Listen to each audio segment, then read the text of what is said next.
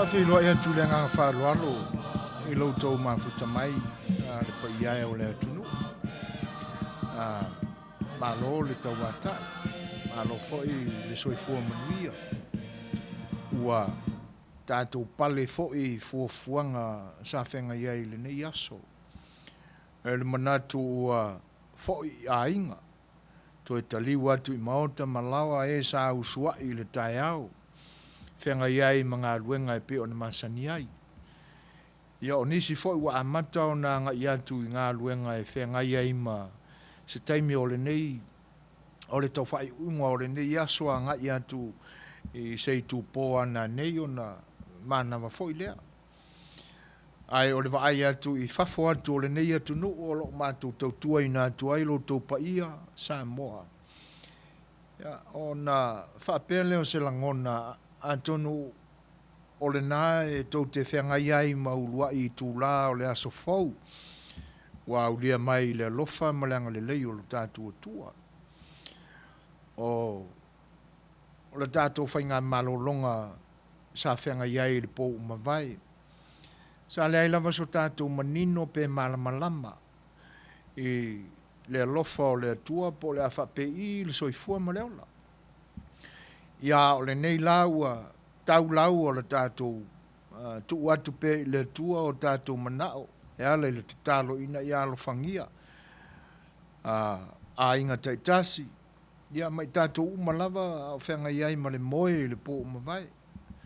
E laua talamanuia le whainga malolonga ma ua tātou iai le nei aso. Ia o le alofa lava o le atua. Malo le folau, malo le pale. O le soifua manuia. Au unanga le si ufonga le tai au fōmo lo tō pa ia sa moe le nei whai tūlā. Wa amatai nā tua I fo le tautua al si ufonga o le tai au fōu. Ia, mātou te whawheiloa I alo ia I lo tō pa ia I se taimi. Ai o na tua maanga e pe o na masani ai lo tātua tunu e le mwhai o na alo e se ai le nei au unanga. O le vi inga lava o le tua e ao na o tātou toi vivi I ai. O moli o I lana whaafonga anga sa tātou whaafitai. A wāua manuia mea umasa whengai mai tātou le nei aso I lona mafuta mai o tātou ola. Ma tātou ngā luenga sa whenga iai. Ia, tātou atula I lumo le tua se tātou tapo inga. Tātou tapo I atu I le tua.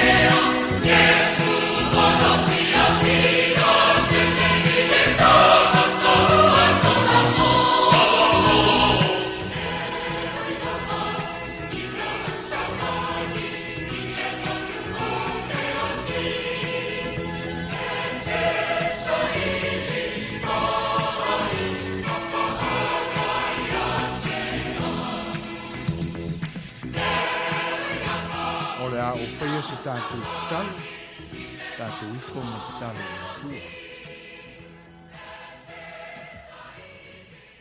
Le li e lo mātou ta mā o i le langi.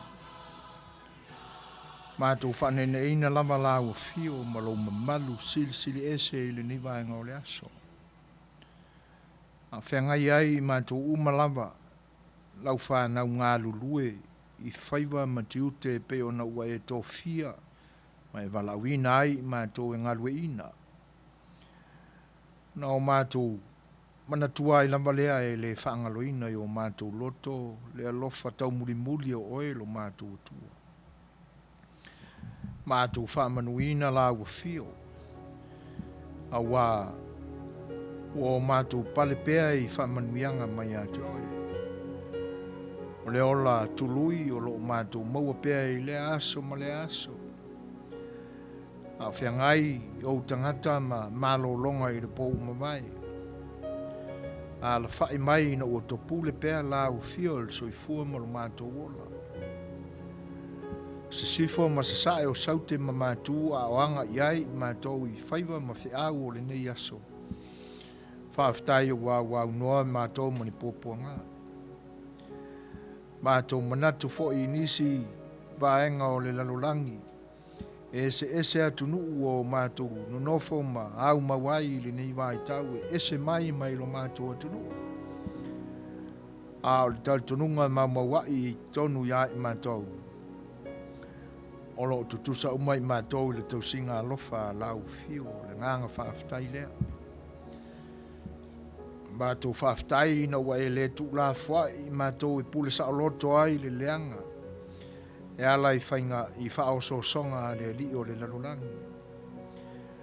Ai waweo na e papai mai ia i mātou e ala i le ngā luenga whai alo wa ngang sā. Loto tele ma whanawhana ai mātou e whiangai ai ma puapua ngā o le ola nei. Whaatonu ina o mātou langona ma manatu. A venga ma mafa o lo i tonu ia i mātou i le aso ma le aso. O mea o le ola nei e pe e fōlinga mai ua. Fefe vavale i ai i mātou. A tungalu ma popole ai. Ai a lolo lava o mātou langona ma manatu ai mātou sa ili i lawa fio. E te le tau ma mao le li ie. Ora mātou whaaftai lea wa maualo mātou mawhanawhana. To malie ma le file mū i o mātou langona. Mātou te whaalongoina i le pai mai e pe o se savili malu i o mātou wola ma o mātou loto whaaftai. Mātou whaaftai le li ie na ua e whaasauina pea i mātou. Mai mea e leanga ai i mātou ina ua o mātou manatu i nisi tūlanga. Ai mafua foi ona o mātou wo ia vaenga. Ina ua o mātou whaangalongaloina lau fio. A le me moni lava le li ie. Le ai lava se kone po se minute o lo mātou wola i te tau mamao ai mai i mātou. O la mātou whaaftai lea le tamai. E me se o le wha mawhanawhanaina i mātou e ala i le upu a lautu spaia. E ui ai no mātou aunga te tāle li ia i aso uma o la mātou ola e te tala mas whaitau sue i ai. E ai peta iane a o mātou wane lava i ai. O lo i ai la au fio ma lo walofa i le mabai. Lena e whaali mai ai i lo walo i Jesu Keriso. Wana wa onga mana whate ta inga le li ie ua uma o nā la fuaina ai lo mātou wola whato tua. Le alofa leo la au fio. E le mataea e se tasi. Mātou te ofo ai. A wā e wha māua lalo te isi ane lava oe ia te oe. Wa e le tun tangata e pei o se tangata wala mai a Keriso Jesu. O mātou wola whatasi le ola wha le tangata. Wai wai na wha salaina i wha salanga wha le tangata ma ua maliu o toi tū manu malo mai. A tuanga leo le tongi ola na e ta pena mo i mātou whaftai tu mai. Wa fioa i le langi ia maua.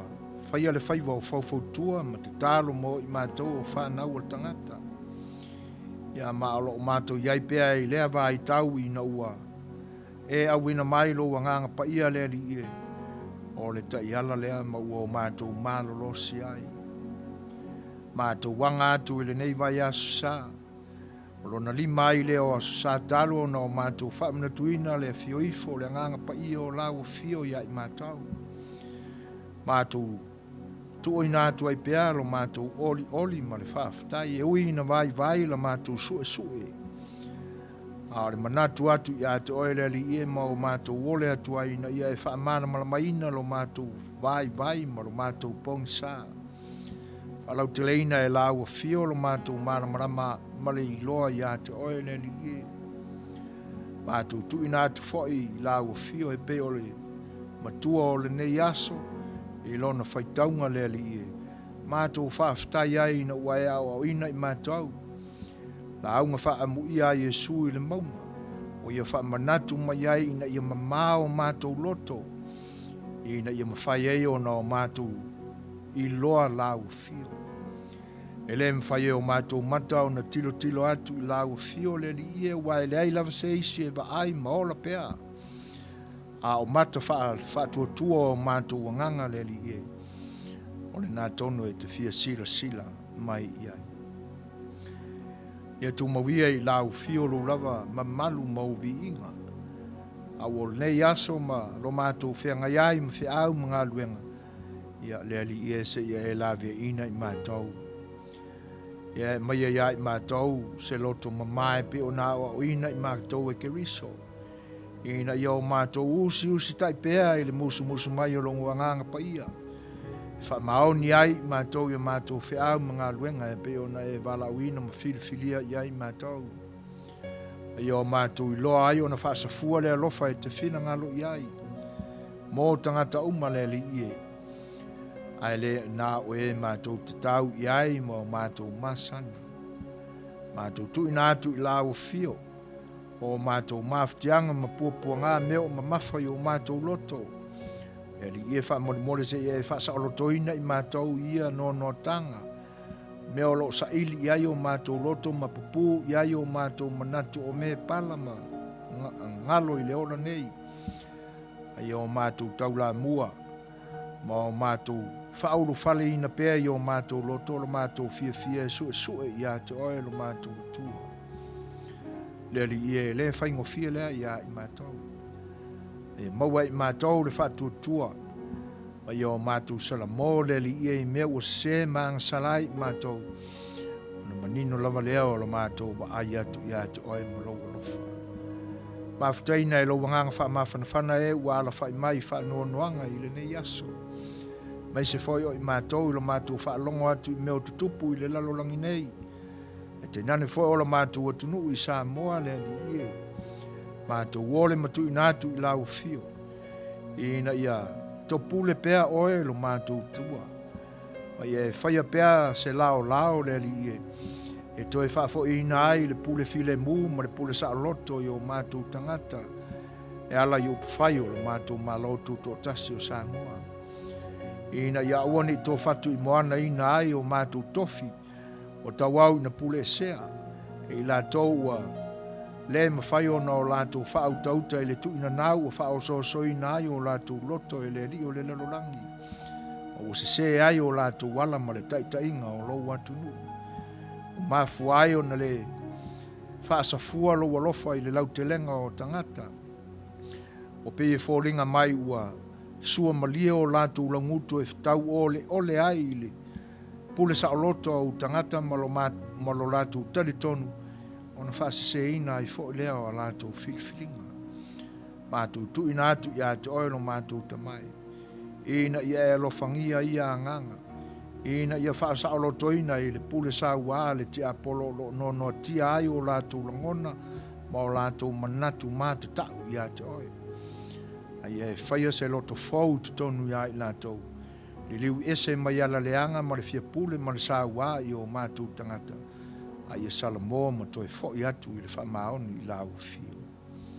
Papena aina fo i mātou le li ie. A o mai i lau fio i o mātou loto. Ina ia aua ne i o mātou teu fatuina le li ie e ave ai sa mātou tāpe tau i o lātou leanga. mai pe la u fio le file mu ma le lot fa mau lalo ia I mātou e ma fai ai o no mātou fa ngalo ngaluina I o mātou loto mea leanga u o lātou fai ia fsoson mai oe lo mātou vai le nei o unanga leo ia I mātou se tonu e vai ma vale lea u auna a o mea lofa le li ie me fai ngā luenga oe lo mātou tua o manatu ma upu se ia e fōa I mai ma whātamau ai ngai nai I mātou. Ia o mātou te tālu lea. Me o se ma le wai I mātou le tātou pare whianga iai ma lau fio ma lau malu sili ese alo whale tamai ma ia e wha mā ngalo ia I mātou. Ono ke riso Yesu wala atuai la mātou te tālu ma ia vi ia I pēr lau fio ma lau suafa mana nei o le wha lava. Ameni.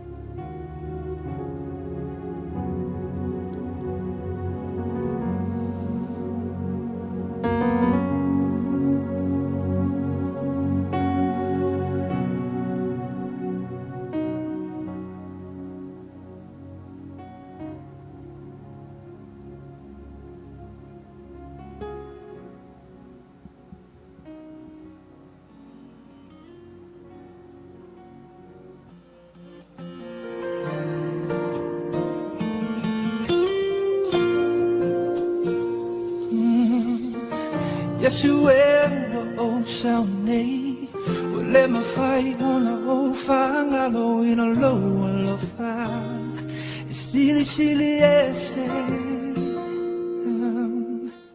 Taimi o te whangalo ina whamanu ianga wa e saunia whawhetai I loa lofa e ui ina whainga tā Ua o I loa nei, ua nao o e Yesu O te sai Ua o sa nei, whakapau alalo Sisi o lima I a te oi Yesu e whawhetai I loa lofa I mea uma, ua e whaia Ngā o koe lofa Yesu e whawhetai O lea lofa ua e whania I lunga o le sātau ina ia whamangalo ina O auanga sala O ai au se te ngata whatau waa Ua e manatu mai ai a lofa tu noa Wa e foa I mai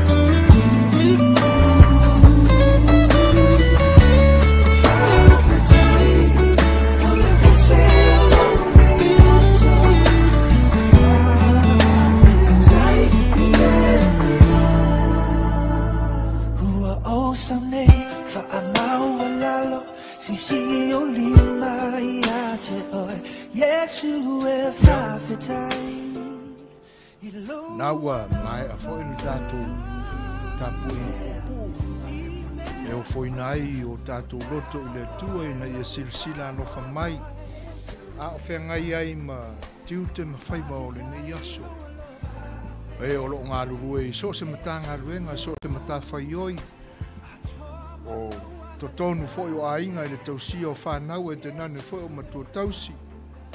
I la tau o lo whengai mwhainga malanga. O la tau o lo whengai mwhanua nuanga. O no nisi foi e pele ma e nganga ua motu sia o no le malanga le malimo le oti. Ia. Le ua umau na o tātou sula la le lofa o le atua ma o tātou ai oi ma o le atu ia teia. Ina ia maua so tātou mawhanawhana i lona lofa, i lo tō soifua, ma so mātou wola. Ia tongi pā ia tau le ave pe o le fitalenga i le pāmat whau. Ia po le uru tau tongia na ia le pata e pe o ia upu, ma sa niei tō ina. Ia ai, o le silwhanga ati lava le atua. Ia e le ave sea lea lo tātou whamaoni ma le naunau ina ia vi ia pea o ia. E le mawhai ona le tali mai mea tātou te ole atuai i lona swafa. Ia, a le nganga whawhtai, ma le nganga whawhewhai i le si ufongo le tai au whau. Tā whatolu te tele o lo tātou whainga malo ma lo tātou atunu. Ia mātou te whawhewhai atuai mwhatalofa atuai le pai o Samoa. E le mea whitia e ai le la i saua se ia pa ia ana lenga.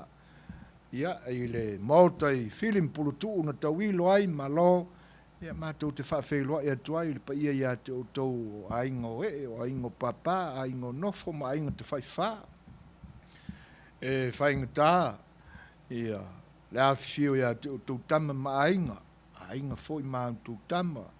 Songa ia tu moma pule mai tu au malan taua inga le tai ma le waa o fono ti talofa lava. Ia e lenge whangaloina fo isa mātou whawhewhai. Ia wād pa ia o le moto salaia.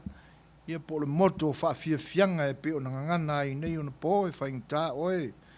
Whadanga folu ma le nofo a maupu o wasua ma le vai whanua. Fo mai tūlangi sa ole ma. Sa le mua mo le nauniu na sai lua.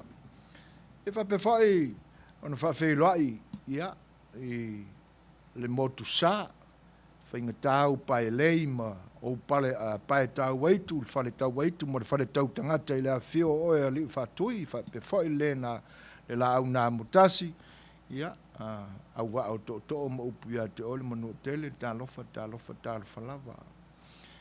Ia, fa sa fo isa mātou whawhewhai i le tu vai o le tana le lei e whainga tā.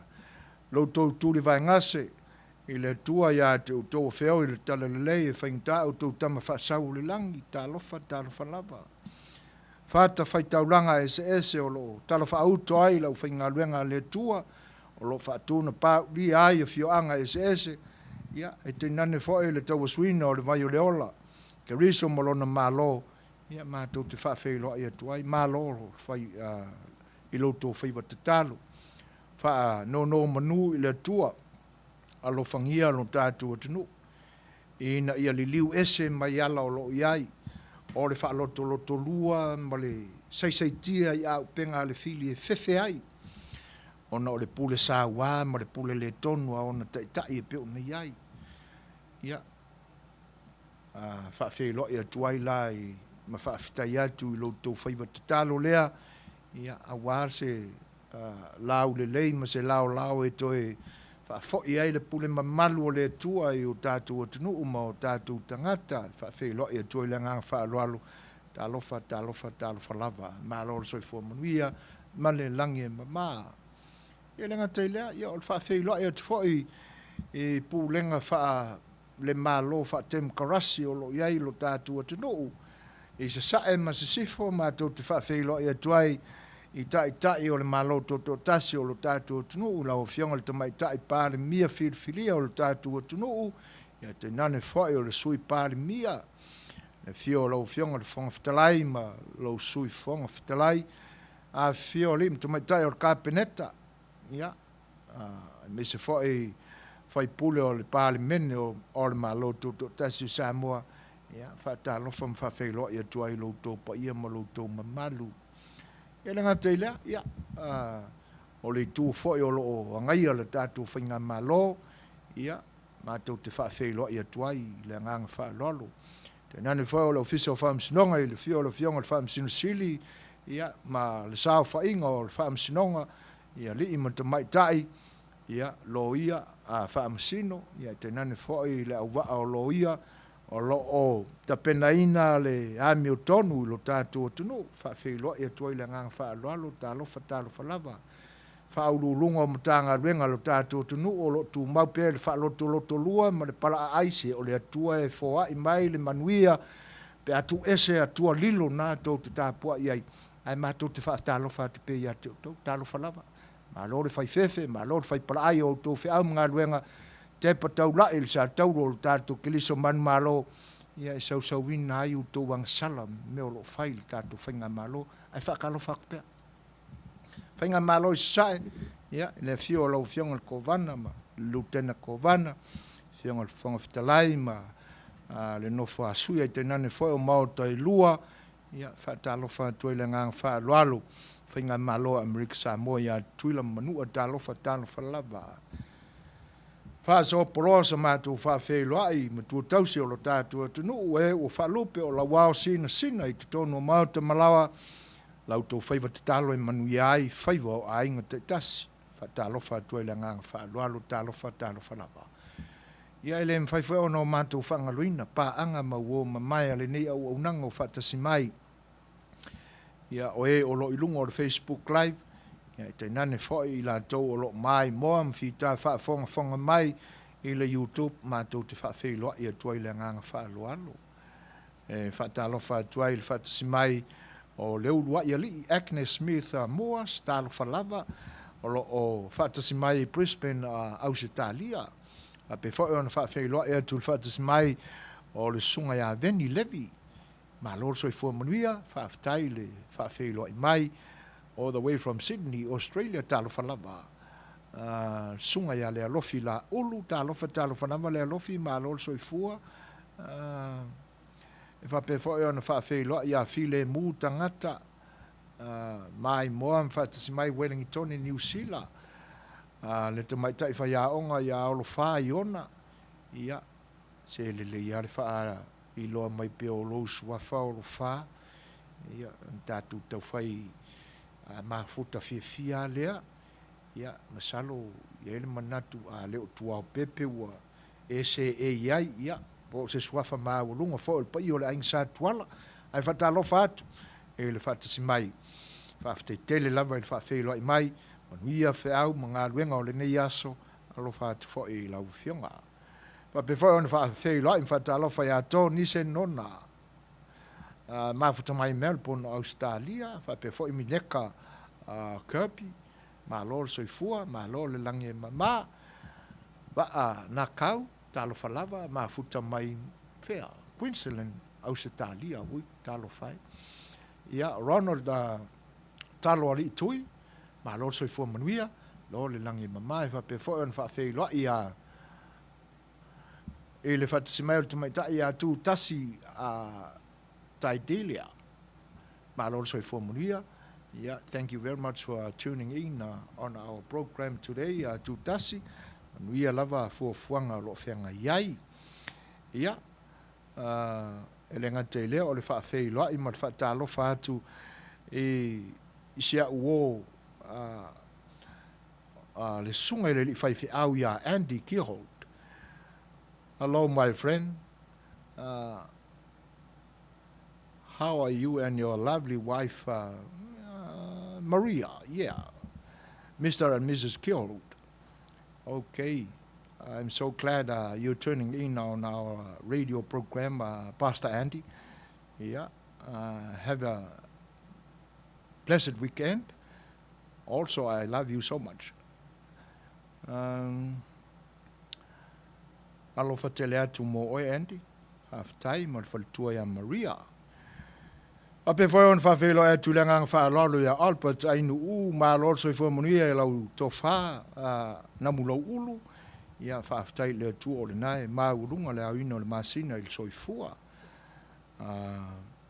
ai tapu mai e fa pe foi on fa velo e tule nganga fa lolo le wo ya onosi talo falava ma lolo so fo monia fa pe foi il sunga ya Rocky fale ali ia mafuta mai sini Australia, fuatai tautongi talo falava fuatai o lo mafuta mai Melbourne Australia. O le foi tono le tātou malai nei le Sempini tama o le au malosi mai Texas te lainga ia to'o fata to'o malosi fua monia champ ia alofa tele atu fai maria le weekend ia mo i lātou malava e peo na uta ua utou suafa ala utou whaafeiloa i mai o le whaamanuia ia pia o le mātou anganga e masani ai o na mātou tautalai i le mamai ai mātou ia vaenga ai o le nganga fia ma le nganga whaafetai le tua ia ono se mātou matu pala o tu tō mai e ala i whaamanuianga whaafetai ma whanawhana foi mātou maloto tele ia ono le tātou mawhitanga a o le pese o le atai nātu ia whalau tele ai se ma whaafeiloa o i ma unei o autou au auna o sue fuaina se sua o lo whaafuaina le tātou porkalame ia ma le tātou insinia ele nei pō ia o le fionga le whaatonu o le sunga i le awa o ia tui la epa sua whaaftai sua o autou o una nā o le tātou whengai le nei whai tūla ia se ia iai se taimi o na tātou tau mawai lea. Au se mara whaafonga pese le nei o la whaalau tele ina atuai sa ma whaafeiloa ia ai se i tātou wa aipo ai e ono mea lana sau noa e malana saa. Ia, o ai au wa mūle loko on the dance floor. Mari wā.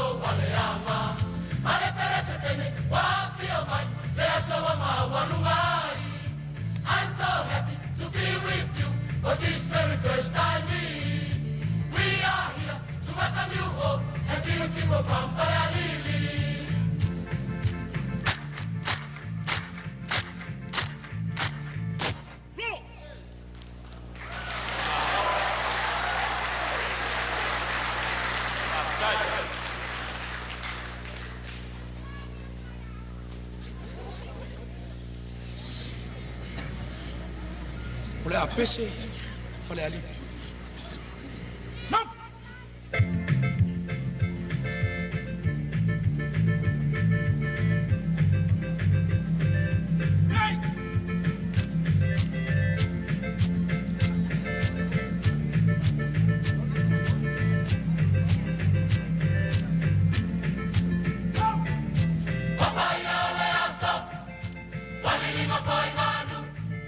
Ai paule tua alma fua manu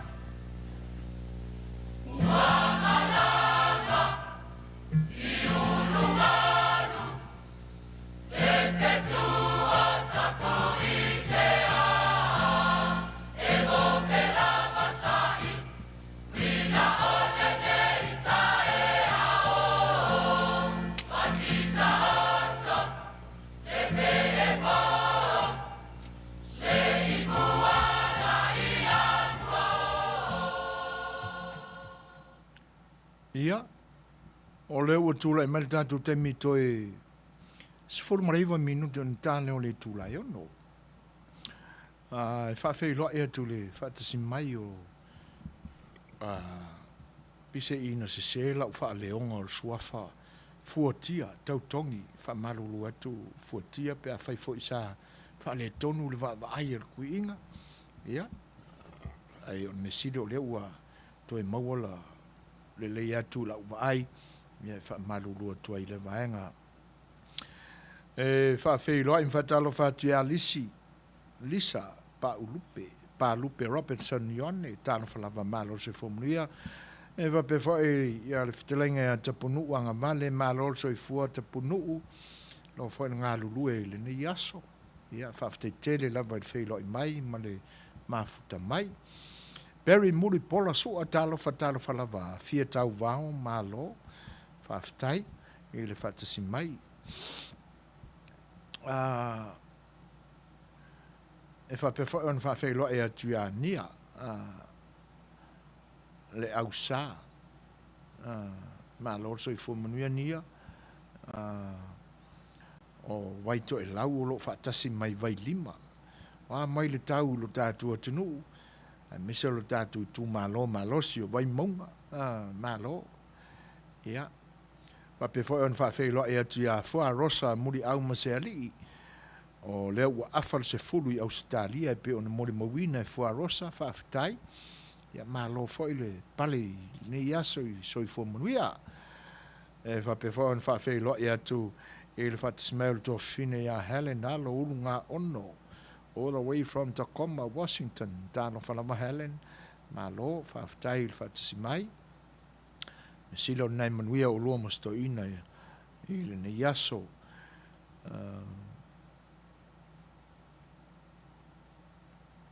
e whawhei loa I whai mwhatalang whātu le whatasi mai o si o usole ia tau ili tauwa motu sa vai naia fru ma whata mai au ke lani New Zealand ma lor soi fua manuia ia tauwa ia mese foi o whata wha mole a o lua mata mata pua il ta alonga le tātou au ia whai ma update mai ka kau wha mole ia po mai le tau mwhainga se a tātou manu Samoa talsi ia la faivo tam fa na ora tunu ia ina ne te foi wall pala ele ol pereki ma oli faftai do vai mafta mai taulangi o petai a fili vao ma lol so fu manuia taulangi faftai il fatsi mai la fa fe lo I foi le fatsi mai ma le fatalo fa mai il sunga ya longitude a lam ma lol so fu manuia ana losa ma foe talofa lava ia o le fa pe mai Barry muri pola sua ua se fulu fa ile fa su fa minute te aile se fulu ia ila tu sini Australia ia pe o le o manatuaina o nei o le aso le nei o lo o fa ile ta longa le tatu au ya ua uma foi mamae ale ta milisanga le ta fitu sa ili e ni au mo le Olimpeka I Tokyo Japan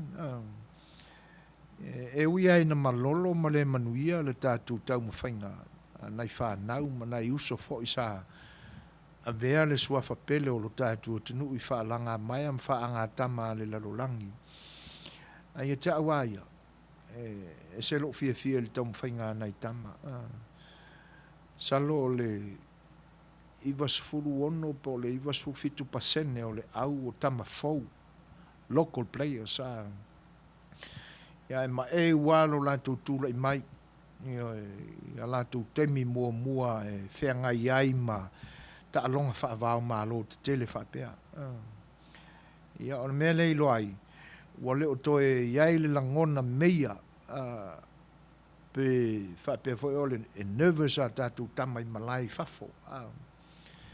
Le iastanga ta alo e leo ia te ia tūlanga, e pita iane.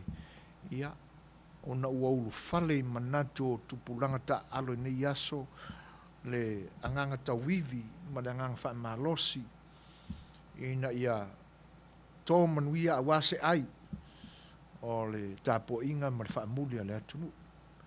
le ngata la o Samoa I Samoa lava. Ia a o le lau te lenga o le larolangi o lo ta ape ai le tapo inga al Samoa.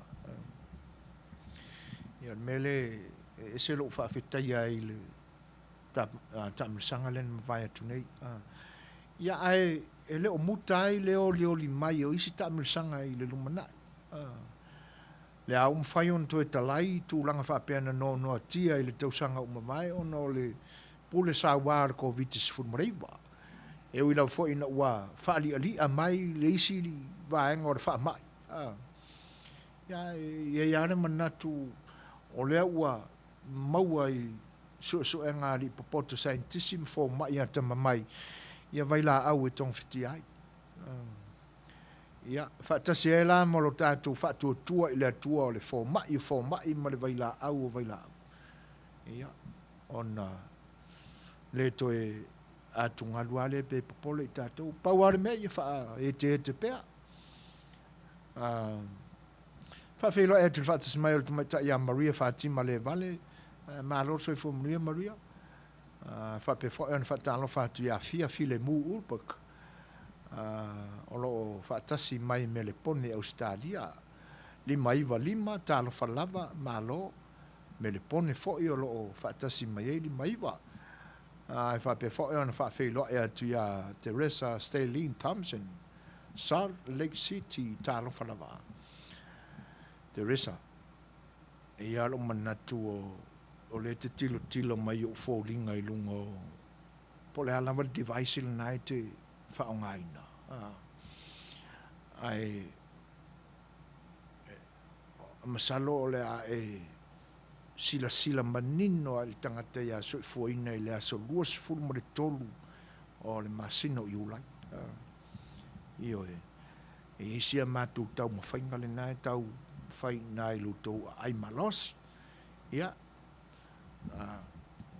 E le manatu mawalunga o le a tātou wheloa iai Miss Stalin. Io e. Ia, ai whaaftai tele lamba I le whaatasi mai. Ia. O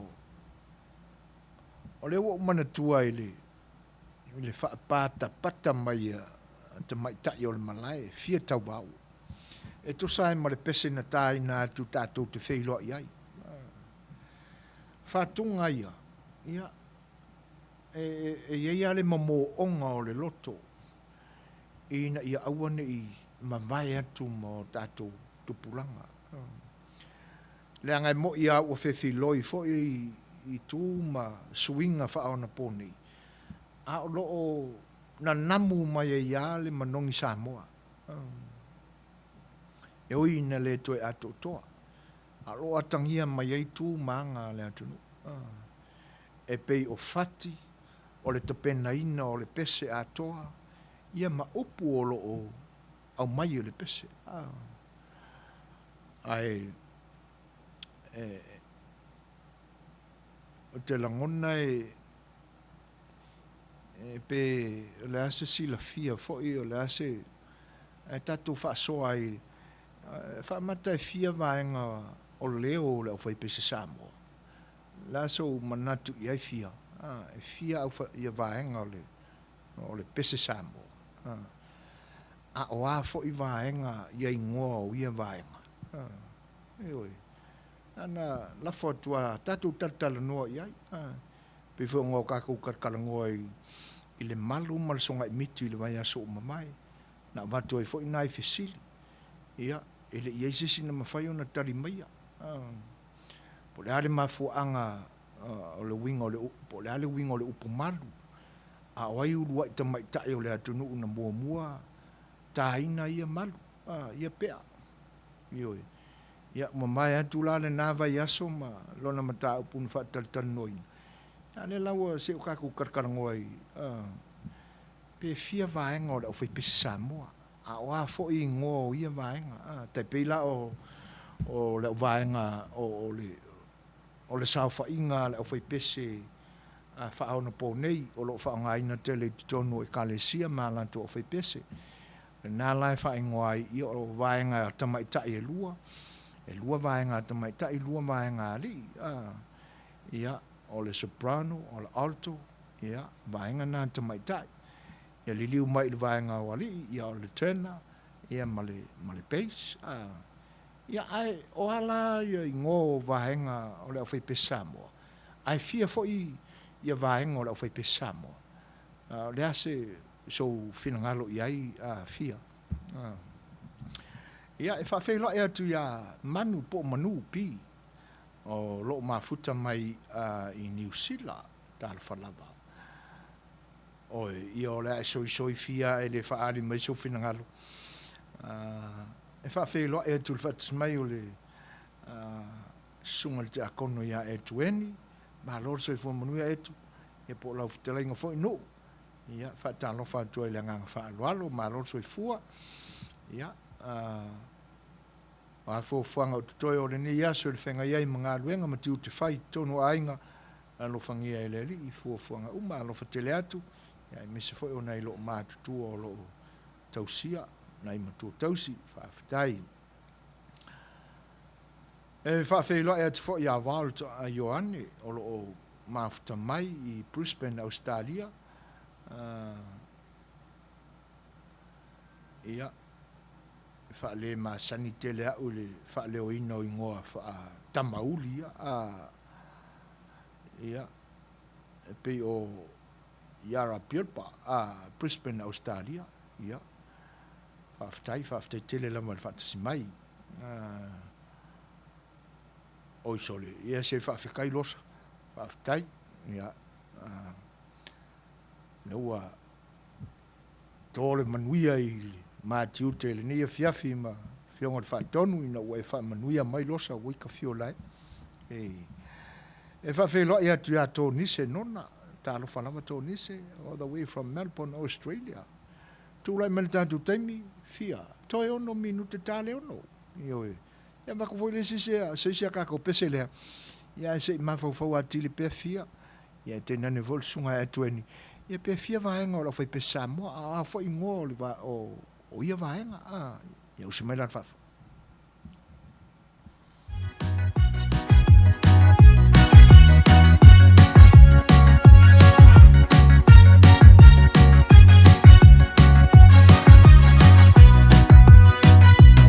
wangi mai le matangi ua e sawai foli ngai le manu fe ai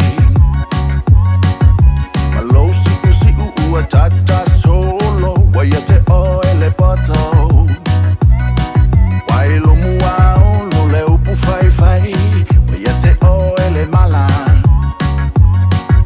te ta amilo solo ile lalo langi fale ang tangete wangi mai le matangi ua e sawai foli ngai le manu fe ai malo si ua tata solo waya te oe le poto wai lo mua lo le upu fai fai waya te oe le mala te ta amilo solo ile lalo langin fale anga tangete te mua lava ona e fa malu le tino le tangata follow ai lo na ulu follow male follow atoa le mele na wa oiloa te mua lava ona e fa malu le tino le tangata follow ai lo na ulu follow male follow atoa le mele na wa oiloa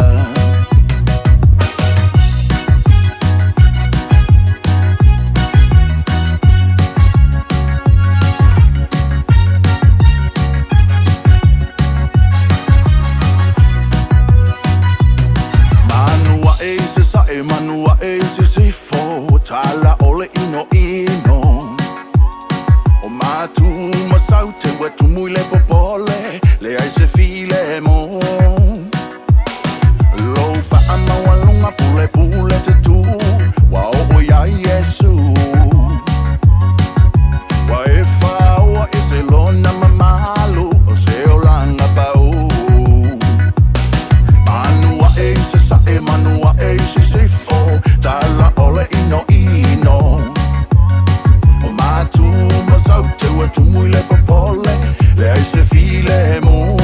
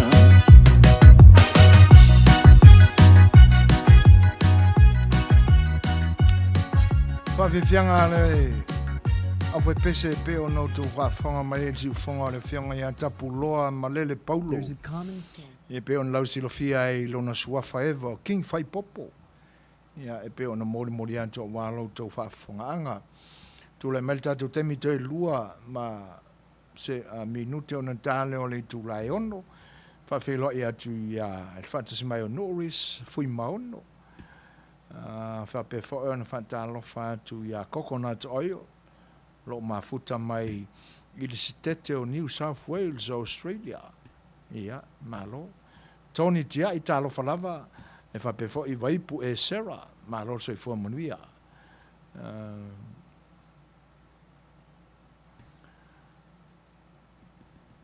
Olo o a mai le fisoswania e tueni tu sai o le tatou fesili na tu inatu. E fa pe mai e tueni o lo tolu vaenga o le awhai pese, Samoa. Manaia le tamu fai. Lo fa aftai, fa pe fo i ona fisoswani mai fo a rosa, muri au maseli. E fa pe mai e fa vaenga o le awhai pese Samoa. Ia, malo fa aftai. Salo se i fa tali la tite at fo i pe ini si tali. Ia o lo fa pe mai ia e tueni o ingo vaenga i e tolu o le awhai pesa mo o le malu, o le ato, ia ma le salalau, ia malo, sa o le lua, tasi e se, ia misalo te titi wha ingoa mai e fua rosa na ia fwoi vaenga e wha, ai o le ua whatasi mai ia le tamaita ia Caroline Arjang, all the way from Perth, Australia, talofa lava, teine o le vasa intia, ia, whaaftail whaatasi mai, o lunga o le YouTube, o lo mai moa mai aim whaatasi mai sunga ia Pio, tui ma vave, ia good evening Pio, whaaftai tele lama i le whaatasi mai, ai ofai pese ia, salo, o le ale vave avatua se fisoasoani foʻi o le siʻufoga o le taeafou ma lana polokalame o le saafi le faiʻoa ia itali e pei ona taumafai mai ai ia le tamaitaʻi iā fuarosa ia tainane foʻi o le fetalaga iā nuu ia e seʻi tau faatalitali laʻitiiti pei ai nisi e fia taumafai mai a etu ma fuarosa ia alo faapea mai fia o le agavale ma le taumatau o teine ma fafine o gatotonu o tama ma kamaloloa ia pe o le ua fai mai e fia ia le format o le nofuaga o le aufai pese ia malo faafetai a fia le taumafai o le makoa malia o e fia ia talofa aohana ua itafia o lae tene o le malae malo le soifua manuia ohana faafetai tele lama le faatasi mai o loo faapea mai ohana o loto ma lu ato ma le faasala ia malo o lona winga e fa vaenga o le aufai pese ia faafetai o loo faapea mai vaipu e sera malu o le ato o loto ma le faasolo ia malo faafetai e se le magai o tatou aumafuta ioe o le mesili a po fea o Samoa ma le lalolagi atoa o loo tatou felelei solo ai le o faapea ku lau kala o felelei o loo kou ai maluaga solo ai leai o le winga o lautala o se winga foʻi lea o loo tatou saʻili malo ma aumauai ae le faapea o loo o fai atu soʻifoina o gae kou ke felelei ai mea lele solo ioe ia ua galo foʻi ate aʻu ua tele winga o le upu le felelei legi vaikaimi ia nga fai mua foʻi le isi aso a lea ua makuā galo lava kalu le kia iaʻoga ioe o le mea e manai a le fai matoe foʻi ai e faamanatu pea ina ia oti atu soifoina ia ai ke saofaʻi kokogo o le ʻaufai pese Samoa i se kaimi ai faapea lea o le vaega lega faamai isi koʻiga o soifuaiga la lua ua galo aku i lalo ia malo faafetai meli pale tasala o loto malu ato male ii ia so le se ia mi o le lei mai iari malo meli ia talofa foi malo so fo manuia fa aftai fa tsimai sili vale tuatanga loa malo la so sila fia sili vale e fia vaenga o foi pese Samoa a oa fo i ngoa ia ole fa pe mai sili vale manuia le safiafi so le o ia mea ia ai fa aftai le fa tsimai e fa felo i fo ia sati an talanga tupua nai ma lo so i fo manuia sati ia fa aftai tele lava i le fa tsimai ia Helen o lo tau ma fai mai lana tali 3 told o le malu fa sala o loto ia malo fa aftai tele lava o lo toi fa pe mai au hana ale ailoa o le malu wako i fa ma i fa sala lau kwa ma li ki le ko soli ia e fa fe lo e tu fa tis mai o tala brown soti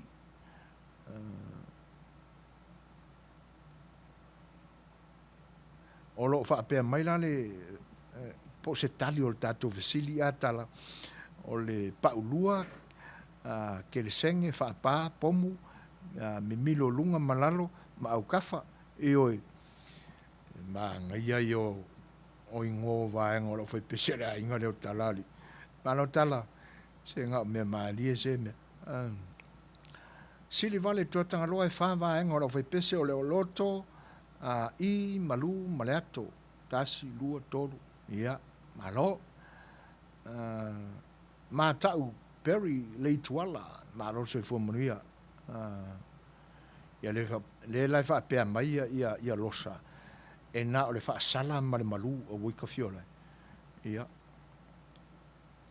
kamasia sia le ngikani sani taula mango o le usu o loto ato ma le malu alo sani ia e se le makango fio o tali o totu mai pe an fai atu o le matu se sina fso swani vai fo ia lauto por kalame ia e se taimi o momua ai o fai pese ia e pe ona va ai sauninga te tele alo tatu o tunu ia po o fai ngā mea fo ia malo fai ngā malo le tatu o tunu e le ngata o musanga faut falenga ai fai se po pese ia ona fai lole o fai pese fa pea fa fianga o le te wila ma sisinga foa pe ona iai i America Samoa ia ma Samoa fo i taimi e tau a fia i fa singa te tele fa pea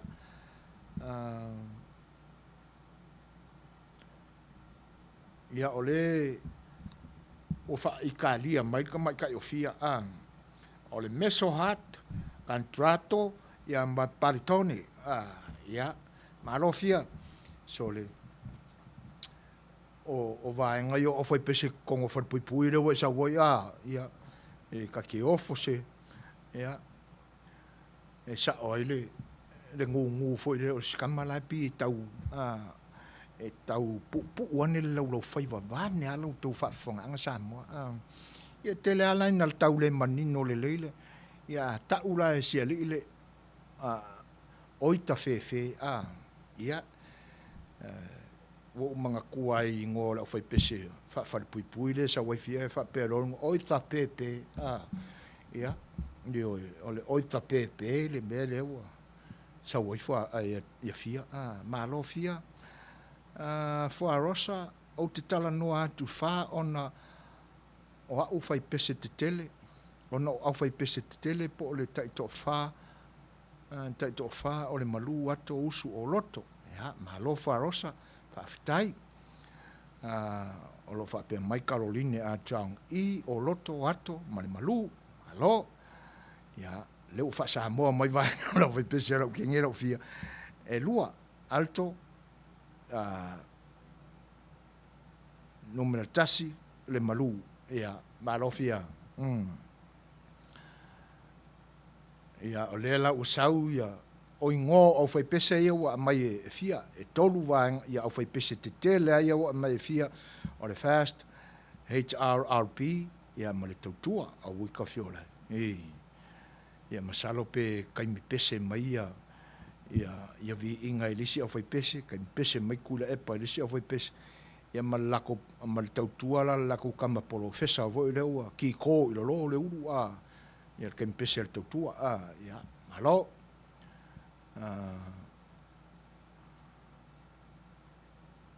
meli paleta leo malo lava le soifo nuia meli fa pe fo en fa fe lo ia tu tuila nai o le tena bass alto ma le soprano ia masalo se fai ngā loku ka ko meo la fai a tu tuila ai fa ftai tele lava ile fa te simai o fai pese la ia piano tam fai e fa lawi lo atu fai ngā me te tele ala tunu ia a wai mo ni ai la le vai nga o no fuanga o fai pese le na fa manatu mai fia wale nga ka o vaenga fa o fai pese fa pui ia a o vaenga fo i o ina so ni mai fia ia pi e fa no fuanga o isia e pule ale le fai pese la to ia le tapenanga o vaenga e no fo i la fai pese mena tu wa il fai tali o tangata o lo fenga i mar fai ngore pese ia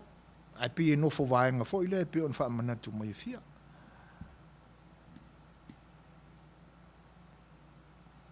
o le fa pe mai tala brown soti fa mole lava se fa tali se i kausu e mai le urupo o e ka waku ia ke ia mole le mai nga me pepe lo a me nga ku mo le o langa do urupo o nga ke su e pe ia wo masal salo aku do urupo o nga ke su e le pe a fa pe o se urupo o mai tutuila ai mai lo le urupo o nga mai po o ki a korpi singi ka ko sa o ngu o ta pepe lulu sia a tui vasa talo falava o le fa pe mai sia nga o le lua lava i pese fa Samoa malu male oloto malo ya le o tam fai mai le sunga ya namula ulu ala pati na inu e fa vaenga o fai pese o le aso o le kuko kasi e Samoa lua fe lusutasi o le fa ako male singa le hero male pipi ya fa kasi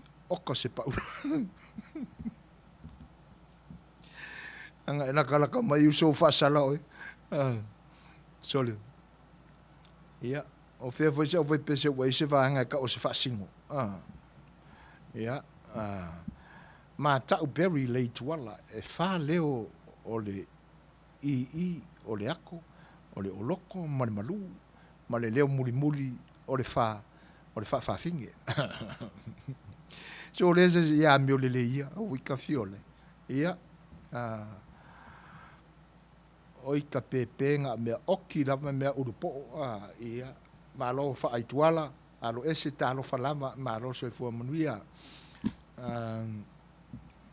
a ika fiole so le lo sai le urupo orcoin a pela un tau fa i lau lot o soni wala to e fa tinoina ia fa singa te tele ia ona ole fa te tenga foi le covid is full mariba ele a ngana to e putu ni no fuanga o lona winga a fa pela e lima se fulu la fai pese e to fa nga ia so nei le vale wa ia ia a wika fiola o longa winga ngo foi aku i pamu pensingia ai foi a kasi ai eki le o fai pese ai kala mai kai le fou ia me ngofo mai ia ai o tūlanga lana o no fai te tenga o covid is full maliba le foi la o ia ma fa alia o le isi pato le fa mai le nei ia o pe o le delta ia o le delta le ngo le siama fou le na le usau ai fa pe mai e silia tulo na matautia nai lo le virus le o le covid-19 ia a mai ana le fautuanga le mo tatou ina ia tu mau pea le fa te tenga i le fa mai o le wali putia mai se fulu lua le au mali liwa le covid-19 lua afe ia cases o lo ia o tangata wa fia. O lona winga o lo tu mau pe la le fa mai le langi. Somewhere in Europe pe ia Italia le si malo na fo o toe ai a mai la le news. Ia ele o le COVID-19 la wala ve ai Alberta. Ia tautu na la matatu. Ia tatu fa e te pe ile ni tani. Tatu fa e te pe mo le fa ma. O ila tau o se na no e fai testing. El tami ane o tau na test. Ele nga teilea. Ia o le fai o tui. Ioi. O le me leanga ne o tatu fa pe ane ua. Ngalo aku fa ma. Ele ai. We still have the fa ma. O lo iai pea ia i tātou le whaama. Ia, si mai foi la le whaafonga i lapta ingani.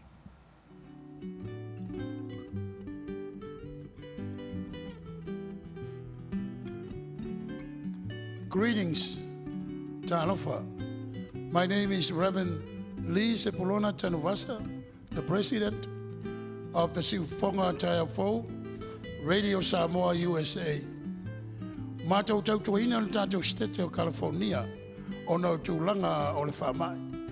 O le utala le nei mata upu, o le vaccinate all 58. Together, we can end the pandemic. Whalotelina tātou, ina ia whaitu I whaangata e pui pui a ilo o tau se fua ma le tātou wola. O le tātou ngā rue whantasi, e tātou te mauai, le manuia, tau fia ai le malosi o le nei whamai. O le tasi tūlanga le lei e pei o na mātou ngā le lue ai. O le longoina leo o tau I tūlanga o tui whaangata e pei o na saunia le tātou stete. E le aise tongi, ai tolu tui e mawhai o na whai eilau whilwhilinga. Ai ina ia maua whamtalanga anto toa ma le lei, whamole mole. Longo o le tātou stete, wala au le numero le nā, o le valu tolu, whālua lua, whālua lima lima. E le ngate nā o le upenga te whailangi e peo ntui nātu. myturn.ca.gov. E maua o mai whamtalanga, ia a wā lau sila pia le lei.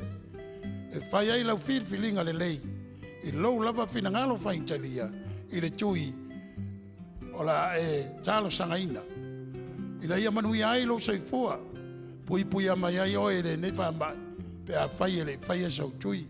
Ele ngata I lea. A wata tau te whatamala. Ia furu pea o tau ao.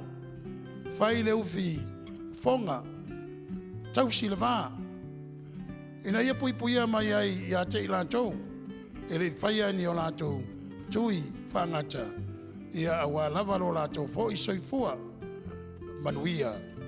Ia e tusai o le whamai. So we continue to encourage you to please call the toll-free number on our screen. In order for you to receive proper and good information so that when you do your choice, you do exactly what you wish for. It is free. It costs you no money at all. But you have to look at also the website.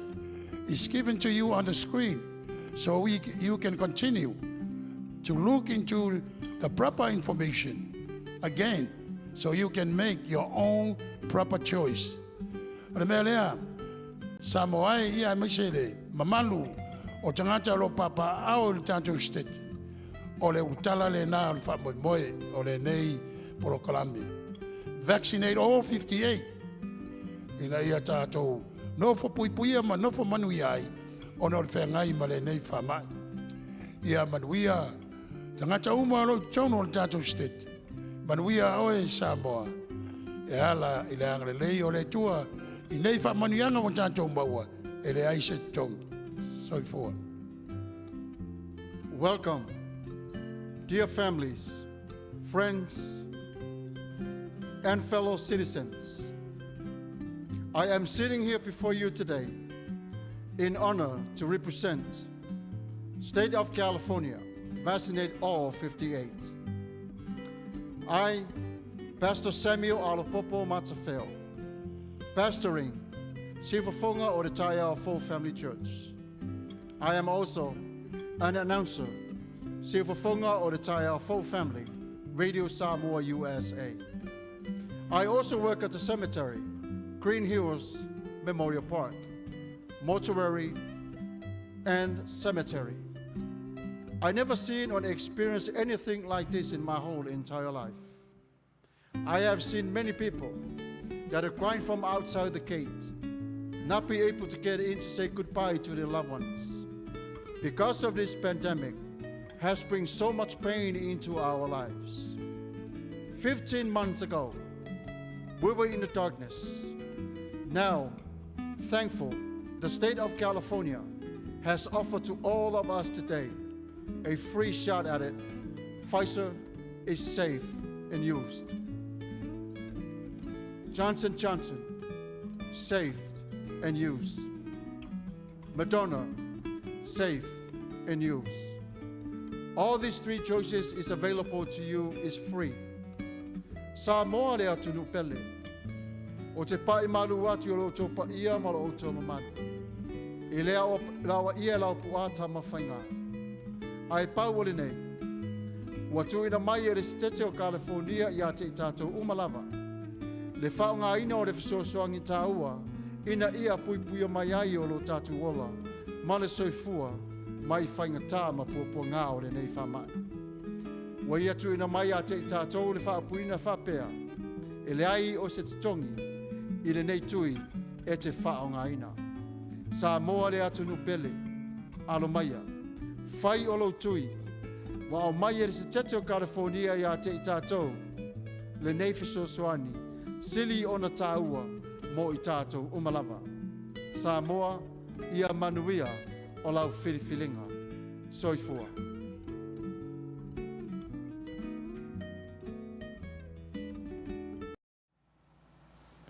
Vaccinated all 58, ia, mō tangata uma. A me se lava community Samoa i California nei, ia se tautua nā. E sili lava le puipuia, nai lo le tonga whitia. E ala whai ona o tātou vevesi ma o mai pōponga ia i tātou. Ona o le lanu lama le wha tātou Samoa, o le no whai. Pato a vevesi lama i le teimi muli muli. E lenga teilea, o a inga au sangi, le aini tangata. A tutupu mai ni pewhea ona ua whaaululu ma lo pe whaaloto ma a pe se tasi. O whea atua iai. E melea, se ngā wai le whinangalo. Maua le loto wha maulalo e tonga whiti nei. Manu o ia i tātou le taimi. O la le tuspa ia, ngā lulue ma manu o ao. A hao o mai le pong sama le pau liuli. E le ma whai o nao tātou to e whai e se mea. Le ngā winga o ngā mea pe a wha lau keli. E le na o le tuli loa ina o nge whi au mga luenga i le ao lea. During daylight. No. A o ia i tātou le taimi, ma manu o ia i tātou le malamalama tātou te whai ai. Malamalama whapei, malamalama o le loto ina ua maulalo, malamalama o le mawhauwhau le ie, ali ie matamai tā ie. Ina ua ata mamai, mausita ia, whaatonunga e pui pui ai mea uma.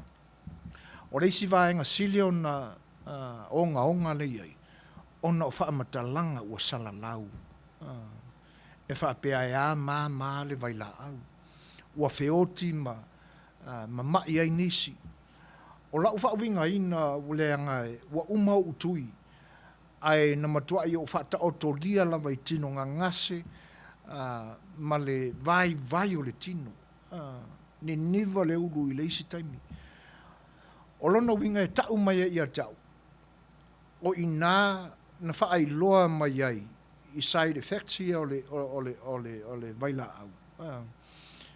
Ia le aafianga na iai tu tonu o lo system, i le teimi e le iai se tui, se vaila au, teimi e le whai alo tui. Ai una ua uru fia e le vaila au lo system. O ina la na whai e le taua maa losi e le vaila au, ma le virus i tonu o lo ma whaina i whapena ma adia i mai side effects nga ole o le tausa. Ai, a wale wha vai e tātou, ono wha matalanga a ave mai nisi. Ele lei alo tātou pui puia, nai lo le tonga whitia. O vai la au fo ia ua umananga o sia e saintisi ata mamai, mai la tō ua fo ai e le atua le ata mai male malama, e whai ai ia suenga mai a vai la au. Ina ia, tinei ai le nei whaama. Nei olo awai whaatasi male mana male nganga o le atua. Awa ana le taltonuina i la tō le manuia e maua i le vai la au le nei. Le ale mafuanga o le a whasalau ai. Le mea lea o le whautuanga lava. Ina ia fua le lei au whaai unga. A whailava o le a e ngā wai i whao songa matala a ave mai. Ai le eisa ngā ruenga na whaia. E le ia te oi fo i se taime e whai isau research i le mea lea. Ia. O te le whaamalo sia lo whinangalo. Ia ai pule lama le tamalo matua ia ilana. Ai ako kopo mai langi pewhia. On kako mawhau whaurore singu nguna. Oi ta pepe. E oi. Ia. O le whape mai ia o hana. Ua sau le pala ai e whai kui kalu ai. Ua iei nisi i nei New South Wales lava. Ua wha mauti noa mai tūlanga wha le tonu. Ai nei i nei tui. Ko e sau ai loa ma le kala e le ma whainga travel. Pe a le whaia le tui. Sili ai loa le patet. O lo te whape mai o hana i lalo ane. 52 years old woman confirmed last couple of weeks ngā alu e whai le tui. Ai ua maliu le second shot. Sa whai Costa blood clots. Ia. E oi. E iei fo i tangata na mali liwi i nei. E li avea le nā ohana me whaavai ai le unai mai ar soifua malolo ina. Ma whai mai ala tō wa onga. I oi. Ia ai o le tapena lava o le loto o le tangata ia. A wae ese masalo e tele atu se a fianga o le system o si mafine le nā lima sulu te usanga ohana i le virus. Ia ua mafua ai o na poloka o na la toto. I oi. Ua mafua ai fo i lana o iai le maliu. Ai ese ai pauale mea ia i tātou. I o tātou whamao ni e puipuia. Wa ai le immune system o le tangata. Usitai e whawhano lima. Le vā maisi tangata e tainane fo ia face masks. Ia. E puipuia ai. Ai e te tau au na ia i tātou le langona e tātou te puipuia ai. Wa a whapea e le mwhai ana le o i fo le langona o le tangata le meo le whewhe ma le pala ai ina ua whapea nao na fia mai leisi. E tau au na o tātou tilo toa ia i tātou la fo ia. Ai whaftai tele lava mo le whaafonga mai ia i lapta inga tāu o fo i o le ni wha mai. Ai pū le ale kamalo makua ia thodi. Tio le soaka dano whanama. Au wei pese sa mo ia soana mue luai tu ai ngā leo le o loto tamai tai tina ma le atu tama ma tamaiti. O si o manatu vai lea. Ma lo. Aui. Alpa tainu uolo whapea mai. These vaccinations are not FDA approved. Aui ka fiola. Au le ala se. Se fio soani atili mai alpa te il tūlanga lea. Ai whaftai mō le whailo mai. Letta Collins, tālo whalava mā lor soifua manuia. Whaftai, il whatasi mai. All the way from Auckland, New Zealand. Whawhilu hai atu i se usopele ia vaia, wili, pa o sālu, o lo mafta mai o kilani New Zealand. The one who create the Manu Samoa war dance. Yeah. Me sili nai lata atu le mea nawo atu il tatou au wili. e manga e voi lo luange ke so soange ko fa kong le siva ngai kamba pe a mau sa manoa ia a ole a foi se feutanga ina e fai ese so soani io e ona o te lea le fa le tonu mo le silafia le tatu o tunu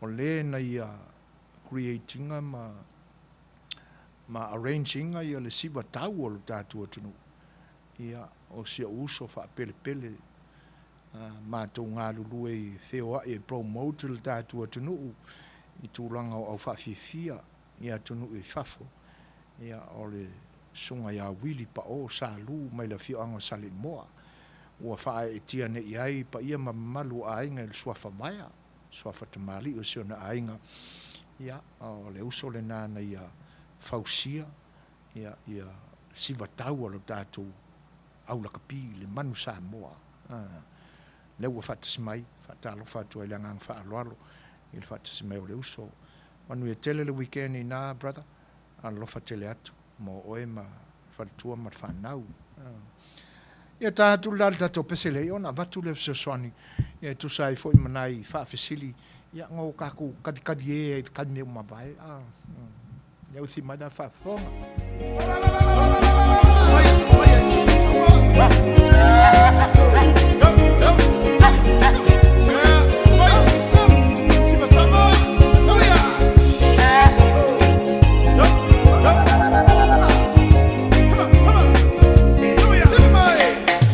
Paia ile foi ma puile to Samoa lau whaalongolongo E taliu ai popo e ole loto Sata ia lalo ona o auma o E tangi talo sanga ni manu o toto Wa fatu ati Samoa lo wha moe moe Tumua ma pule ono isa la fai Isanga imai ba o fono ti mai nga ile tai tato sa pai fa ave mai nga taulangi e la ufa tau tai la au le male fa asati tu la imai la au le male fa asati tu la imai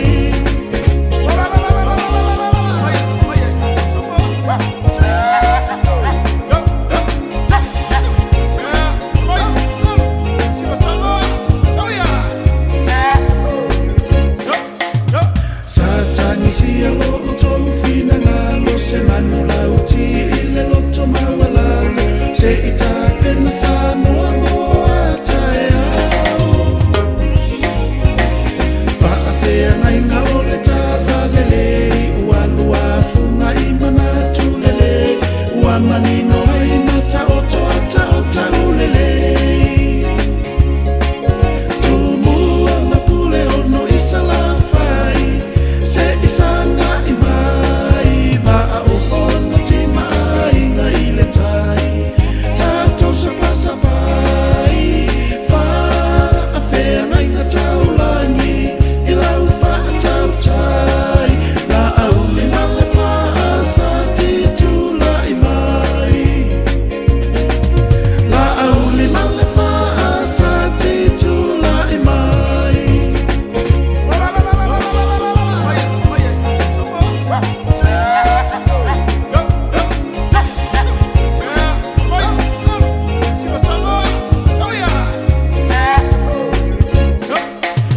Auli ale mali e tofa afetai Auli wein ono fitinai Loto ono sai ila fonga maupu fai fai Lato mausa le ibai Ato apule ono salafa Le fa abai le asavai isa masani ai Tumua mapule ono isa lafai Se isanga imai ba o fono ti mai nga ile tai tato sa pai fa afea mai nga taulangi i lau fa tau tai la au le male fa asati tu la imai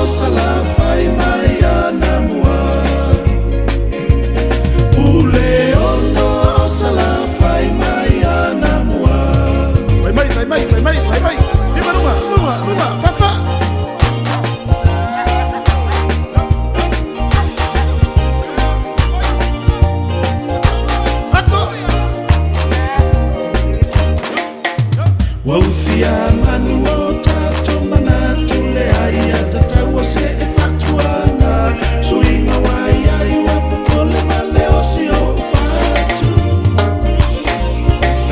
whaasa ti tautuana mea sina ia Samoa maua a ile toto alanga mai le pala pala tumua mapule ono isa la fai se isa na imai ma a ofona te mai na ile tai tato se pasa pai fa a fea mai nga taulani e lau fa a tau tai na aule male fa a sa te tula imai na aule male fa a sa te tula imai Mali e toa ua malo tau, malo finau Le sa o wha a pita ua whia mai Waule ina ila SNPP tumua mapule Watasi ole au tau Samoa Fest male tau tua langa lua tau au Samoa ua tasi atua tupe ile lau Leo tule mai le taimi ua toi rua se furu ma le whaimi ni tau le tāne o le tūrai fitu. Tau whafonga mai tiu whonga mata mo fia o le sunga ia sue pasi. Ia o le malana whawhia fianga le nā. Ia o le sunga le presidente o le Fast Supporter Group a Utah. Ia e pi o na alo fo i lana tāleni o pēsenga. E pi o na mori atu o walo tu fita whafonga mai. Malo le fatis mai lo sunga editor. Ia. E ui lawa ina o le malama le atu le winga o lo finangalo. O te whatalo whatu pele ngang whaalo talo whalaba. Lo also i forma wia.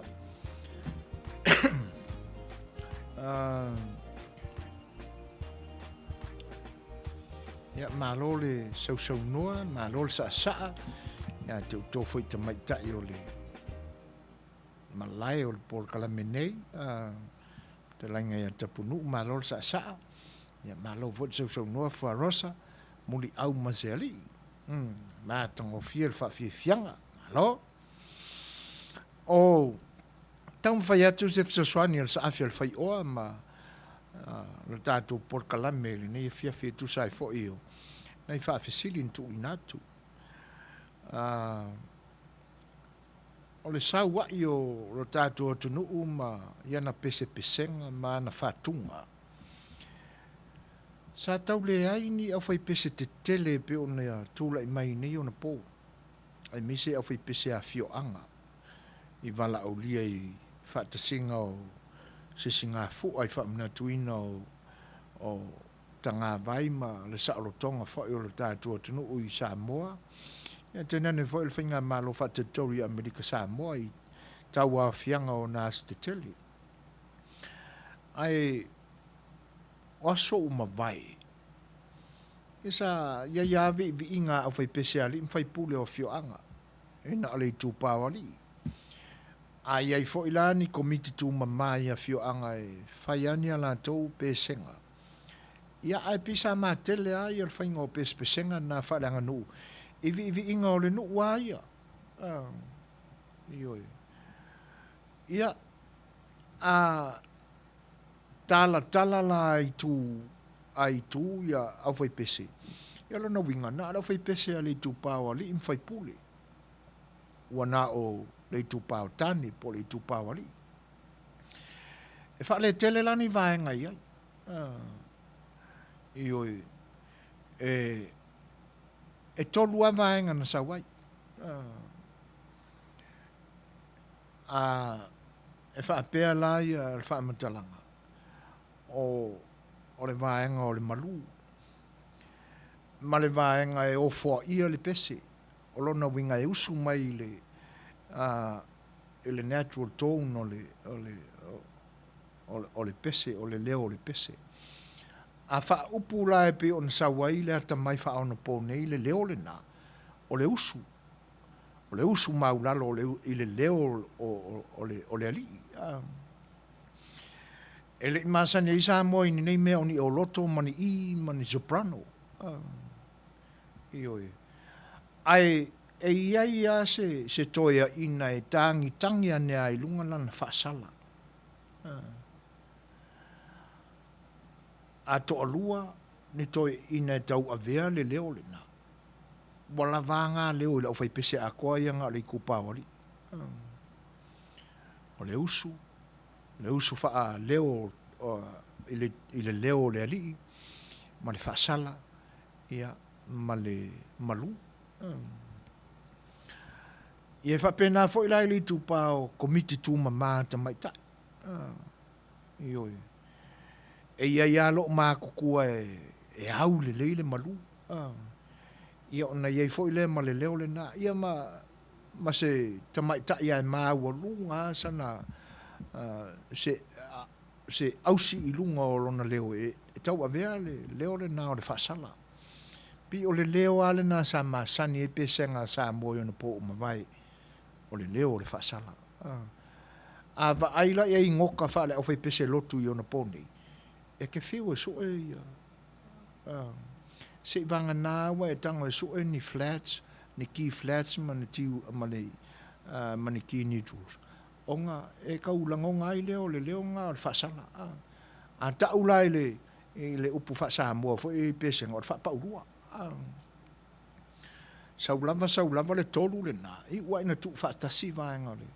O le au fai pese la whaa leanga nuu whaasa mua. E le maua I se soprano po se I. Te le maua e whanonoa I nisi pese pesenga fo ia le a o hae mai ma sau le nā mai tau ia. Ia le au fai pese a li imata mai tai whai aonga. Le anga sa ia le manatu I la tauna e te tauna mai le memoni o whatunga whasa moa. Ia no ua filongia mai ma le leo le I. Ia, e moni ala e ma nei le whaanongolongo ma matango fie le whaafonga. Ia pe ua iesina whaanonoanga fo ina le o sa whai lava o lea. Se vanga nā ilan la tu o whaafefia le na le au siva whai aonga. Ia, e tolu a leo na e mai ei. O loto wa kaule aise usu. Malu ia manai to ina na o tusani ma fui maono ke neti na tau avea le whaasala I naso. O mai lola I au fai pese titele ua a matao na filongia I tufa ao no po nei.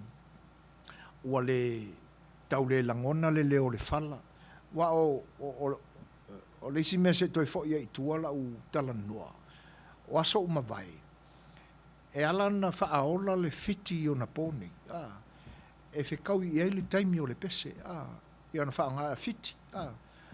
Ai, o mea whai whaili ngā ko inga I onga pō mawai.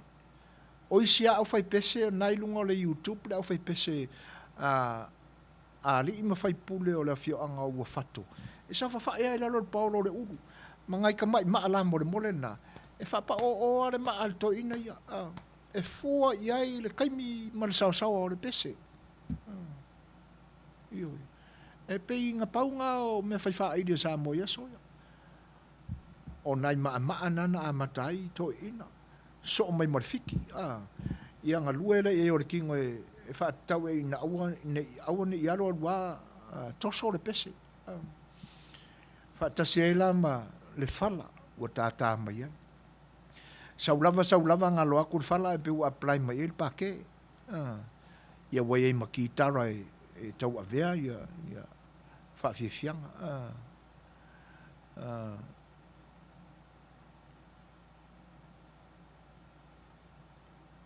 Ia.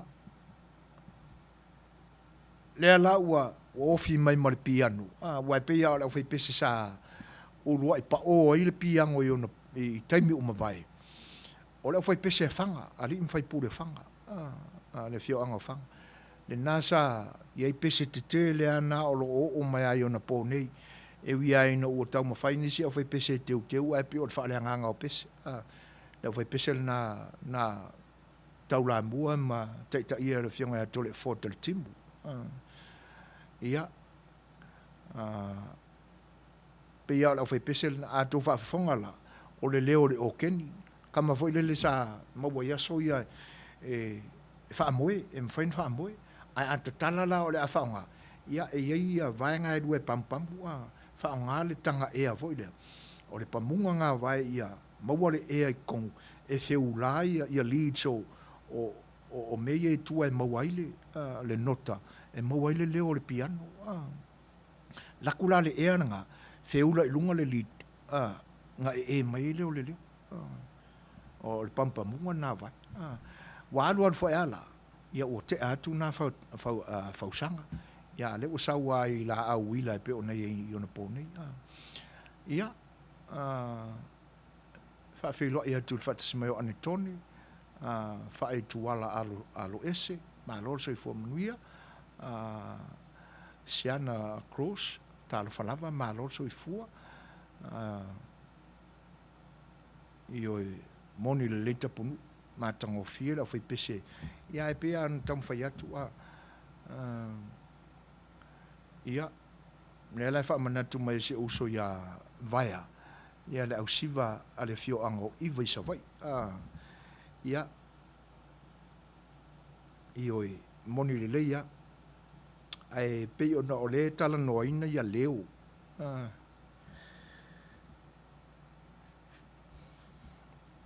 o ai ngo leo le fai pese wa le fai mai se to sa o le leia taimine ia o lo ia o fai pese o lo langona mai ai tolu leo a nisi foi o fai pese o fa leo ai pe la o le fai pese la usiva iva ia wa kakang ia le ile na ia le soprano ai o le isi le na au fa fia malosi ma tango fie nga kula i mai la usiva iva ma kwai ese ale la kustai tulanga ese o le mafu anga fo le na o le mata ino o ala to fa fianga ia te nane foi o si u fonga o ali ima tamai tai o le utarvou ia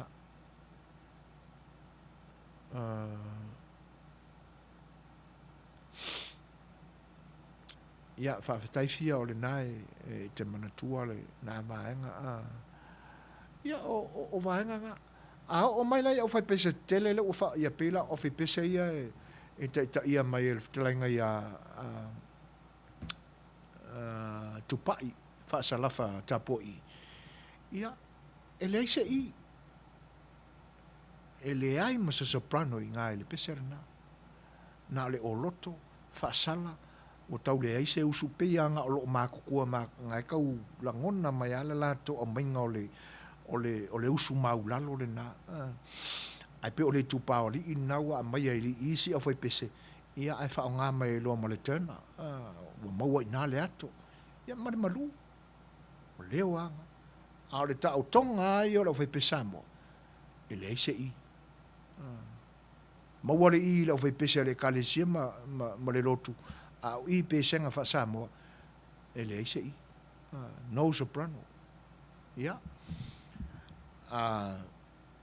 me sili lewa ai o te fa sa oina ia le tolu pe fa fo so se me lava ai fu lava i le tangata le na te ore pese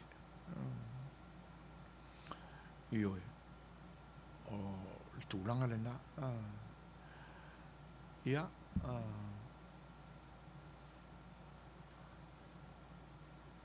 e fa fe la in fatalo fa tu le fat smai o foni arona ia so i fo manuia foi fa aftai le fat smai o salo la pe mo mai se pese le fio ango iva ia malato fa fianga ia si o tatu fa longo foi ma o to fa fonga ia ile tulanga ese au le ile nai ia ai o le memonia e le o se tu fo e ngana vale i ta penanga ai le fa tonga ai o leo ma pe senga le atu e le se i ia o na o tatu muria i lolea si o tatu fa longo lai se o foi pese kai mai e fa salafa e le ai ma se i fa longo i nei ia o pesenga la na lo tatu tunu Ia usi mai lan whafong. Ia, se vakular kako pesele mo uto.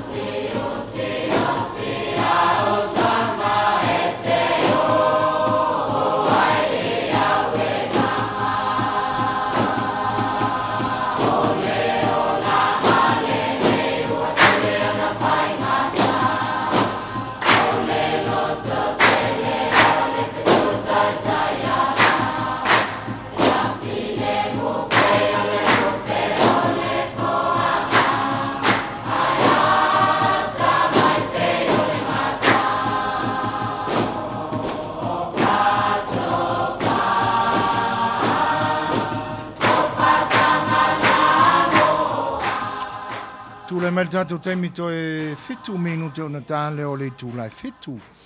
Ia o le nasa au tō whaafafonga mai. Ia i le whaafifianga lau whai pese ar kolisi whaafaya onga le atunu i ona pō umawai i lo la tūlau mua i malifa. Ia, o le nā atonu na le leo na e whaafafonga mai lau whai pese i malala tō whaafifianga. Si a mai la so se vaenga na e maua mai lau whaafafonga. O ani tūlanga o lape ai le whaafifianga. O ani tūlanga e pi e fōringa mai e leo maua ai ia le mata upulena tātu whaataltal noina ni.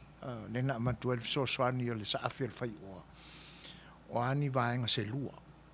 O lo lape ai le whaafifianga. Ia, o le isi le nā au fai pese sa mua o a mai ai leo e masani au fai pese te tele. Ia, e usi mai lan whaafonga o le isi le au fai pese. Ia, se i manino le leila i al whaafonga. Ia, matoe fai isi tātou reflection i e tusai o le tātou wau ili ino o au fai pese o le tātou atuno o Samoa. Si mai lan whaafonga le pese.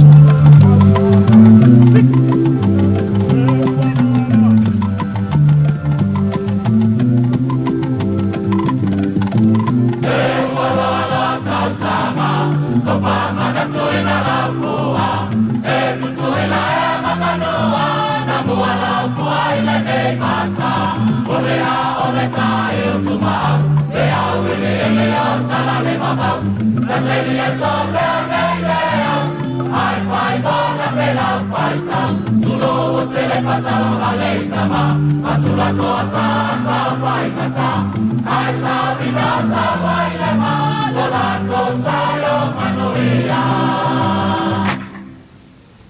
Awal pisat Tui Manua.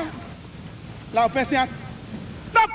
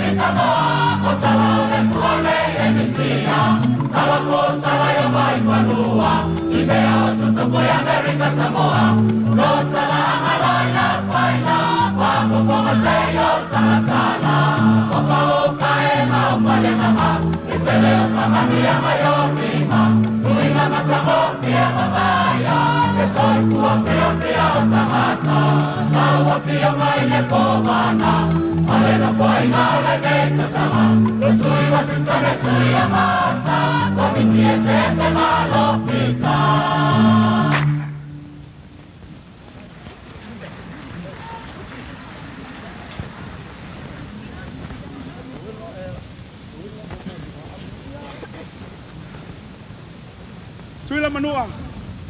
Am ia o tau. Laki au matua, laki au laiti. O si lau whafonga.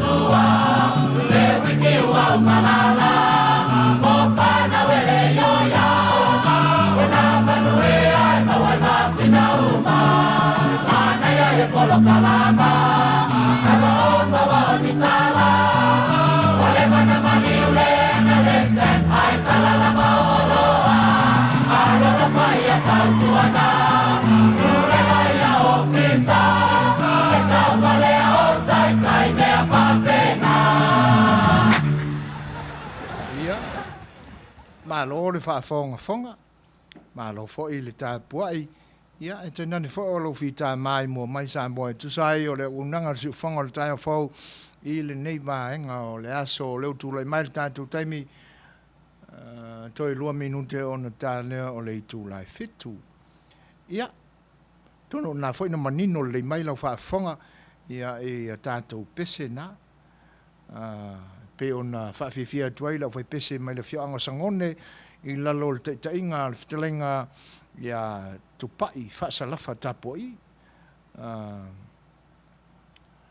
Ia, ai se a mai la lo finangalo. O a e wha leo nana pe pese mai lau whai pese sangone. O a leo nana mai lau whai pese sangone. E tu atua e whai mai lau. Ala amatula tātou talafou ia. Ia masalo a mai al telefon. Ia ona tau mawhai atu lea wa e lua o whai pese nana na o na tai na atu e se I au mai I sau whaai unga fo I le isi pese wha Samoa ma le isi skaili o pesenga wha Samoa. Ia e wha whailoa I atua I le wha tasimai le tumaita ia Maria Lua. Malo lava. Ia, ai, a mai a tātou talafau ia mai le tātou atunu, ia ona tātou whaalau tele ina fo ilo le tātou talatanuanga ia fo i vaenga o le tātou tū ma tātou wanga e pe ona ia i le nei aso. Si mai whawhonga i kako karfau.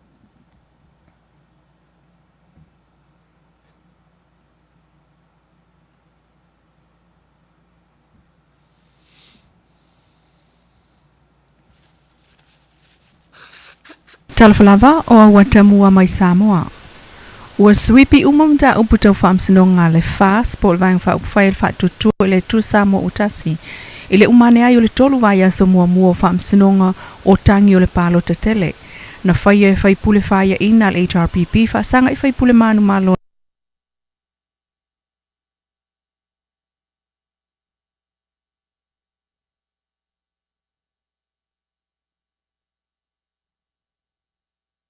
le fast.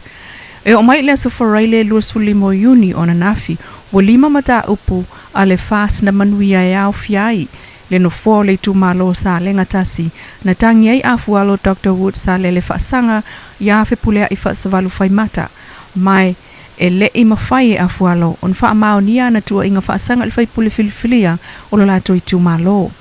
Peita i moli mautali a tua whepulea i ia afualo, na wha amao nia i le whaamsinonga, whainga wha asoli tu la fono na wha tino le sui na tangi o le taitai o le tautua Samoa. Mai tu saima tu la fono whainga palota e le mawhai e le tamali i o na tau wā mai i se isi whainga palota la tamai po le sifultau sanga o iluma. O le simta upu manui ana nafi a le fast o le whaatu mawina o lana no foa i le tu maloa ana alofi numera tolu anga se ata vale lio tu tanumasa na tangi whaasanga iai le sa whaipule talua i le tu malo ili Stefano. Peita i le imwhai o na ia wha mao ni ana tua inga, ma wha lea o ngā umai il wha msinonga, ai o le tali atu anga se ata wha sanga ia ili, na wha mao ni ai il wha msinonga tua inga, o whainga wha asoli tu la fono sa wha atino e ili Stefano. Ma taatia mai ai lona ia fo i le toenga wa ai tau wā mai ai se palota i le isi se fulu tau sanga o lumanai. Ma le no fo le tu malo wha asale le anga lua, na tangi ai ngā tolo ai wha ana amatanga, wha asanga i whaipule filifili a le fast, mange le sekati. Peita isa le mawhai ngā tolo ai un wha amao ni al wha msinonga ana tua inga, wha apena fo i tua inga mange le wha asanga i ngā tolo ai, e le i wha amao nia, matuma waipea le manu maloa mange le sekati na ua wha lea o ngai na uma, tua inga a leisi. O leisi no fo lo tu maupea le fast, mo le tu malo ngā ngai fomonga numera lua, ia wa ele pa ia aua i ona Sequini. Na tangi aisa o alomene was fulto sanga o ia umiel no fua le tu malo, peitai na toe whaawi i tualan tangi. O la songfua asau nei lua suralo Iuni e fufonga i nai al whaamsinonga, lana whaai unga whaatau i whaatautonga o le palemene, e le aso lua sulfao me. Pe a whai ai alo i o lono winga e ono whaase e atulo le fast e usui alan palemene i le aso e soso o ai vanga na wa iai fo i nisi mta upu e ono wha lavelave ai na wha moe. O le aso freile nei lea na wha leo ai lumo le whaamsinonga le tangi mua alvang wha upwhai le fast ua wha ui alo i aitua. A pa u roi au sange, pasanga le whaipule filfili o lona i tu malo, lupe matasila tolonga tati le leia o whale la tai ma samatau. E vai aso ato utu watu le whaamsinonga ia pa ue whaasala la waili tue whaaui i tu o lantangi. Ai whafo mai o le whaamsinonga na whaale waili whaanoa noa o pau, i na ua talia le whaamsinonga le tau sanga talia tua lupe matasila ia teia, ai ua uma le taimi whaatula whanoina e tatau na talia tuai. O le isi o na whaanoa noanga, o le noa tia e le tula whono palota o lana ia tatau, e whaila tuaini ana mōli mau fau, whaasanga ia lupe matasila. O le simta upu lea na manuia fo iana nafia le fast o le talo sanga na ave whaamanino mai ai le whaai unga o le whaamsinonga o apili, na fonga ina la nafionga whaamsinu sili Chief Justice Perese. Ai ile au te lenga o le namta upu atangia mai ai le whaatu mawina pea lea o lana whaai unga apili le umane o le palo te tele malo iai lua ono le fast ai lua lima le HRPP. O le nufua e ono ai nufua tamaita i o le mauta e whaato a maua mai loa i le umane o le palo tala ititi. A sao mai ain tamaita i le wha o ngā inal tula fono whawha tasi a. Ai o le wha manino ngā tili le nei, mai le tamaita i lo i alwaing wha upwhai le fast, le sunga Mirror Lui. Our application was we were seeking clarifications in the Court of Appeal decision nga umang issue because there were public remarks made by the Prime Minister and HRPP members that the Court of Appeal decision means that le mafainga convene the Parliament sa ilongay akwaya le 6 women and he made public remarks that olay 26 ya le foi the composition o baki kong al Parliament. So then we asked the Court of Appeal to please clarify that judgment if it means that or not. So le lang hand down my long decision on the Court of Appeal that they can clarify it, and the clarification is ele rule the court eka ofi ele convene of Parliament until a 6 women. That was not the effect of their ruling, and so it cannot be said that the bingang decision and like I might for that ele fa apea olai 26 a failure ruling olai 25 year HRPP and 26 past. The 6th member is only determined by election. Ele fa apea for olai guarantee olai 6 women is au mai lalo article 44 because ema fayanga for elect by the by-election, so you don't need to activate Article 44(1)(a). So those were the clarifications na wao may Court of Appeal. So lala wakilia maya, elese me o kaofia ier Parliament from convening.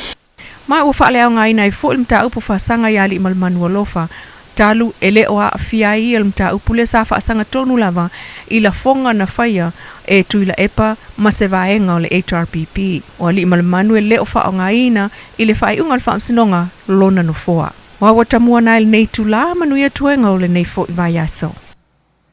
Ia, tono le nā uolongo maua mai lau tō whaafonga ia a tātou tala fo i mai lo tātou atunuu e pei o na whitai tunga iai le a whionga ia le lua ame tāni elu sui fo o le nei au unanga o lo i Samoa ia e whaalau te leina ai le tautua lo wharewa lesi o le sui whonga le tai whau. Whailau tō mau bea o na whaafonga mai le tamai tai whai news o whionga le lua ia mo le atule ngang whaafte tele o le tātou o unanga i Long Beach nei le sui whonga o le tai whau ia tu sai o lo ngā pātia mo lo whita ia i le tau awawina o le tu whaatasia ia i tēnane whai o le whongaina mai o talau mena tutupu mea sa tutupu ia ma tūlanga whai o mea o le a tutupu i lo tātou tunuu i tēnane whai ia le whenga iei pēa o lo tātou tunuu mga singase o upu whai o lo na mālo mo le tuaila ngang whaaftai whamunia pēa le tua i le tautua i le soi fototua o lau whionga i tu sai o le au nanga e pe o na ofo ina tuai lo soi fua wale lo tātua tunu o maun tangata ia mai e manuia tele le weekend ia i le whenga iai ma whaiva fo e o lo la masi iai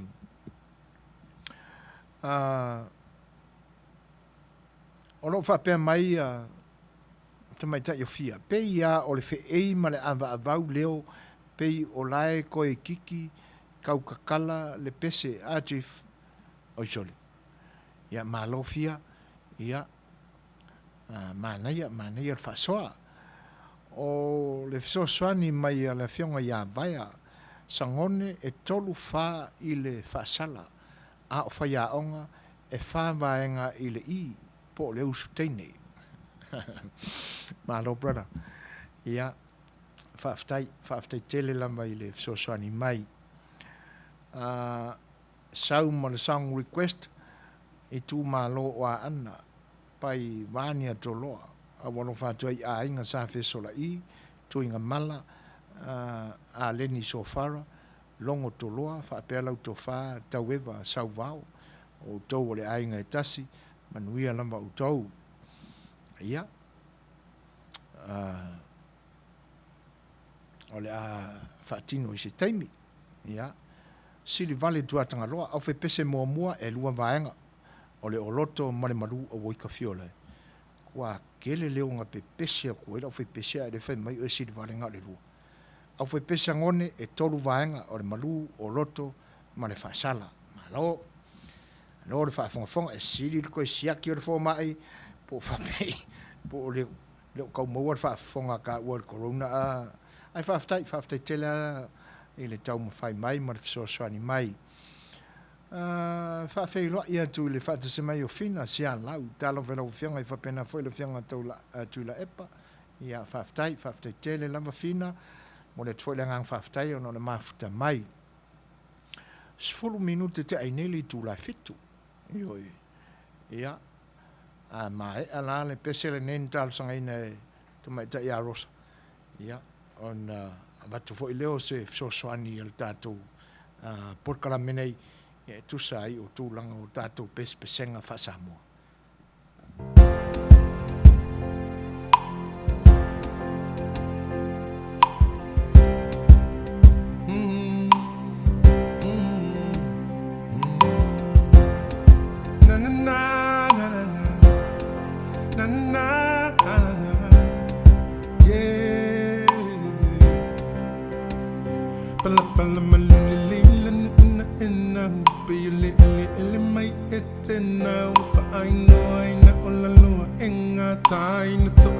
So like te pai se fo ilo to ole to e ina le tele le to wa wai na tele le lo fai telling se le talo na le o malu e le sa fico me lo to li o te langa o me wa e mo to fai tu wa o ia e mana tu ai na pune si o to li e to malile fa so vili mai se se fo sa vile tu ana se isui tu silo tilo whakafouina o lau nganga o matala umanota sa o le tolo ui tu malo tu pulanga ana tula i maia o le taimi lene o tato e fe mai le fale mo se vai malu fili e oe lau whakasusu ma wale vai follow ma le vai tipolo ma wale best you fresh malulu te fai o le sai to si o mea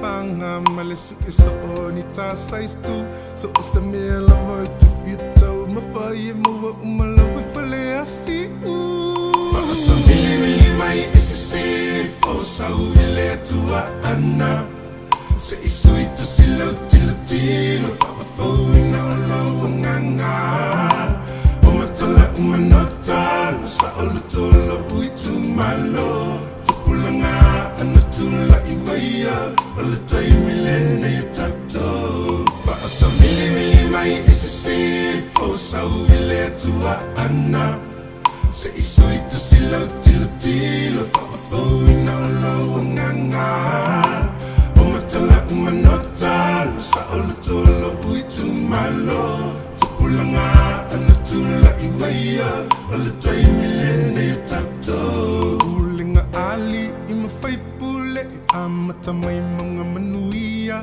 ia mawale to fa ale tu feel fanile nu ma fia ia to aloto tu maule tatalo manuia mau faiva i ola pule tonu e fai so o se tonu mo tama ma ainga fa sa mai se fo sau ile tua ana se isui tu silo tilo whakafouina o lau nganga o matala umanota sa o le tolo ui tu malo pulanga ana tula i maia o le taimi lene i tato whaasa mili mai i se fo sau i le tua ana se isui tu silo tilo whakafouina o lau nganga matala umanota sa o le tolo ui tu malo pulanga ana tula i maia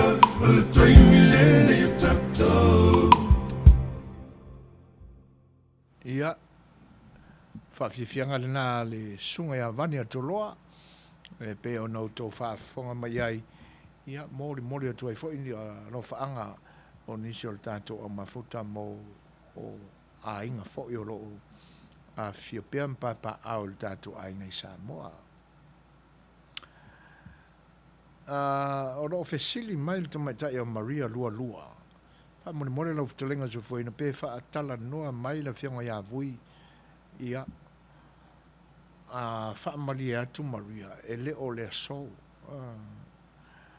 o asonga fua te tasi ai ele nei tūlangi i Amerika nei ai o le aso lua le nai New Zealand, Australia ma Samoa asona e wa to faina mātou te wheloa i e ma le whionga ia vui fai se mātou tala fa fonga mai lo tō pa ia ini tūlanga fo e li potia mai le whionga ia vui tūlanga wo iai whinaunga fo e o le amia tonu i pūlenga whai o le tātou mālo i Samoa. Peila o le tali le nā Maria e lea i le o le aso ia asfareile ia i mātou ia ai o lo nā songa fua. O lo na winga toi lua aso toi o lasto na i nei ma la sa. Ia no o lo le la songa fua. Ia o le taimi le nā e tala noa mai ei vui mai Samoa.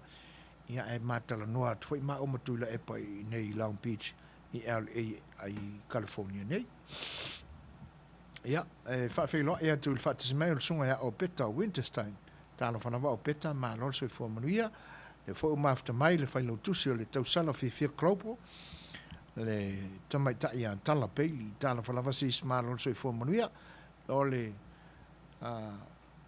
tau ma whai fo i tiu te whai o le nei vai aso. E masalo le aso muli neo ngā luenga a tala. Ia ma lo le fita, ma lo le pale fo i fuanga sa whenga iai ngā luenga. O pese na mawai atu nei, ia se i na mafua o na matu i lau tau whaafonga anga. Ia se i o tau whaafonga mai le ese senga o whainga o leo, ia a lea o whai pese, ma lea o whai pese.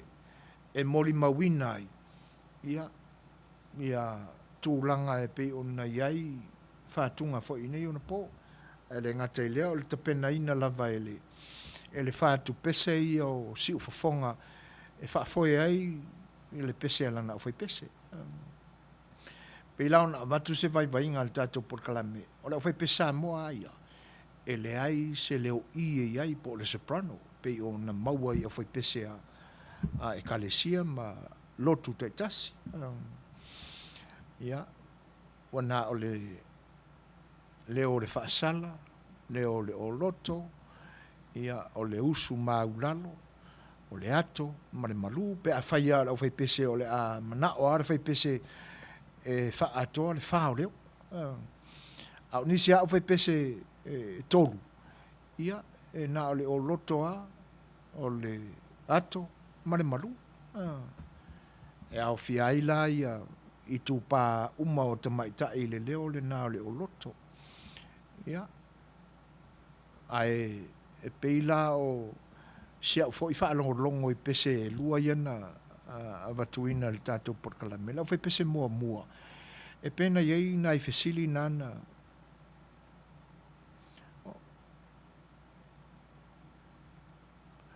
O le fesili a fia. La le winga o la ea. Leo o le whaasala. O mai, a fo na wha mala aku fia le leo o le whaasala. Ia o le atam whai atu si taimi.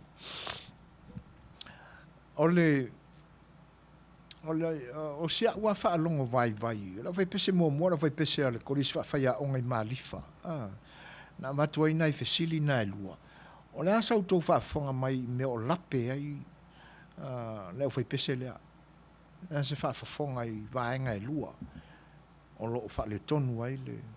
O le matua mānei ai whaalongolongo. Ai, i la ua mātau e lua nei vaenga nei whaale tonu. O le tali la i ai o te fia batu e se fisoswani. Se isi fo i taimi o toi whaafonga i le pese lea. O le memo mua. E pea o na a o ina mai ai. Ia. Lo fo i o langa whaafia. A o utala vau mai o iai o utala vau ma o nu mia i o fai pese whaapea. O le talana na o ina e le aise leo usu o se leo soprano i to tonu o whaatunga a o fai pese Samoa. A uto whaafonga la i le leo i le o fai pese la le nata ina atu o le Teachers Training College i Malifa. O le nai ma le leo i. Sau leo le i, o le o loto, o le ato, o le malu. Wha leo na usu mai le pese. tolu e sao pe a whaia o le tūlanga le i whātunga la whai pese le se i se a whai pesa mo ia ai ai sao le tolu o loto ia ona u whaapopo foi le o loto i nei ona po ia pe ua kaua ia o vaenga o whai pesa mo lona lua lao nai whaale tonu nai la ua whaalongo. O le pese lea, o le vii o le mānei o le o vawasa. Tonu a ua sila fia umale i tūlangi o le atu sisifo. E mese ale mo tutele sa la whai peo i nae whasin tonu i eile mānei o le vawasa. Vawasa mānei a. O le vii la, e tātou te manatua ai le talaanga o le mania. O stangata whaalolongia. E pe o stangata iai le au manga e whaatinoina, le leoina, ia e teinane whai o le tautuaina. Whai o whiau. E oa i le vai whaamalu o le li. E o i lana lenga, e sama i le li i ana e vanga. Ioi. A manatu la ma whaafafonga i le usu tele ina e nisi o tangata. E le mauti noa ma manino le lei. Po le ale upule nae, lou vaita ele. O te, e whapea, o te usi, wapi ua koru wha usi.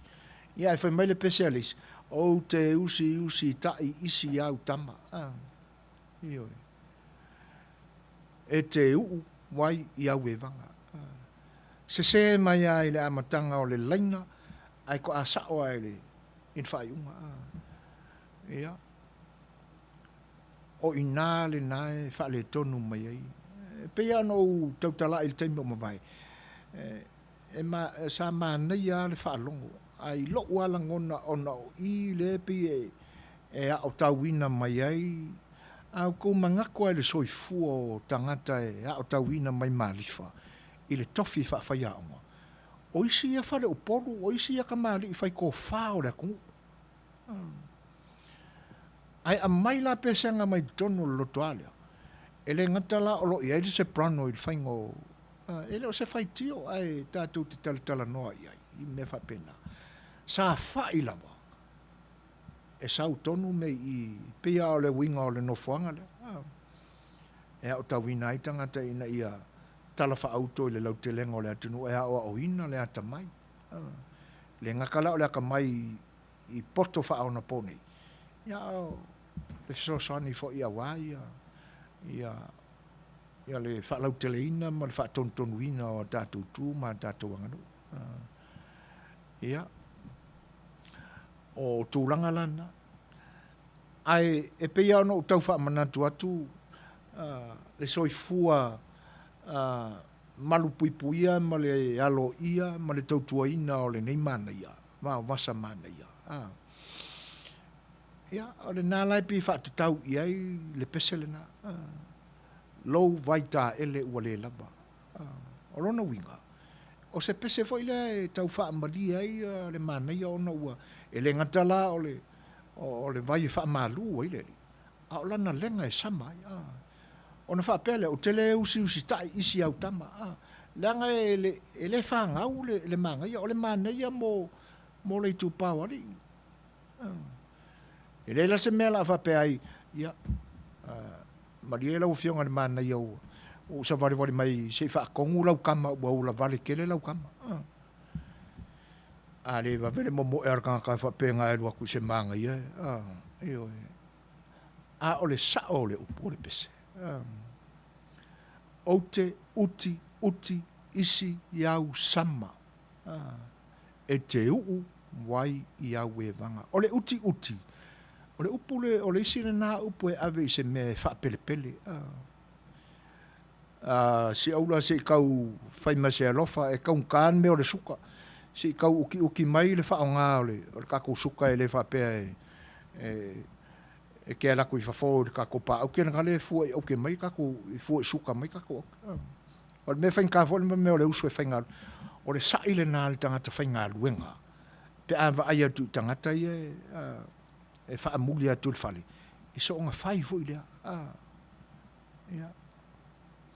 Maalilie o tau le whanau si i tau uti o le whapelepele. Whai e whapelepele se mea. E nā lai maa fuele upuna na. Malie lau fionga le ai. Ia ua kau uki fo ia le suavai le nge iaso. Ia ona ua le malosi le ola le pamu i utale, pamu ina mai ia le vai o le kakongo. Ia. O mai la e o e asu mai kako paelo. Ia onga mai lea fai whapelepele. Uki le leia. Ioi. E o lua le upu uti. Ma le upu puti. E ese la le puti. Ese le uti. O le puti. E tutusa le lei o le au ainga upu o le whapelepele se mea. Ai ese lo na whaonga aina i winga. O le puti. O se mea whangale sea fua ia. Ke puki inga ma whapelepele se mea ina ia tua ia i taimileanga. E kai ave ere winga o le loko makua le. Pe a whao ni whainga ai fo ile ale kalesia. E kere ia i kua leo mukukai puki anga i mea lai ni toe ainga fo i he. Kai ngai mai ave le whale. E se la le uti. Le uti e whapelepele. Ia ona ua kausioki se mea. Ia ona. Ia o le uti. Ia le lai whaamanatu mai isa ako la whaele whaafetai a Tiako. O le posi. Io e posi whaalelei. Se fia. O sole. Ea. Lele wingo le upu ea fia. Koma le liu. Ea. Le whaapea mai ea le muti. Masalo lo i lo finangalo o le upu o lo i lo finangalo ea le muti. Utusia lai le whaatulangana sa o le kalama whaasamua. Ia ele le iar fisosoane at fo ilanga pewa e ata mai tele le whaapelutania e pewa e whaale kongu marika konganga. Ea ona tusi whaatasi lau le a ma le e. Ia ma le a e whaamamafa. E leo le whaamamafa le koma li liu. Ia awa au whaitaua lai le ngangana moni i le whaaleonga o le ngangana Samoa. Ona whaapea leo lau upu lea tusi mai i. Ea le muti. Ia. Msalo le wo whaitaua atua lo finangalo e lo whaapea mai lo langona. Ea le muti. O le muti o se mea wo o tia ai lo finangalo. E le o tia fo le langa ele avea le o kia le meo reika. A le o tia fo le ua e alofa. Whawhelo e atu i le whatasimai o le whitalenga ia mata wha rātami whatilua. Ma lolo soi fo mnuia. Aftai tele i le atua o loo au ina le masina le soi fua i lau te lenga le tua. Ia, manuia a fuafanga toi ne yaso. Whapefa on whawhelo e atu le tamaita ia paparoloa Mary Collins, tālo whalawa, ma lolo soi fua manuia.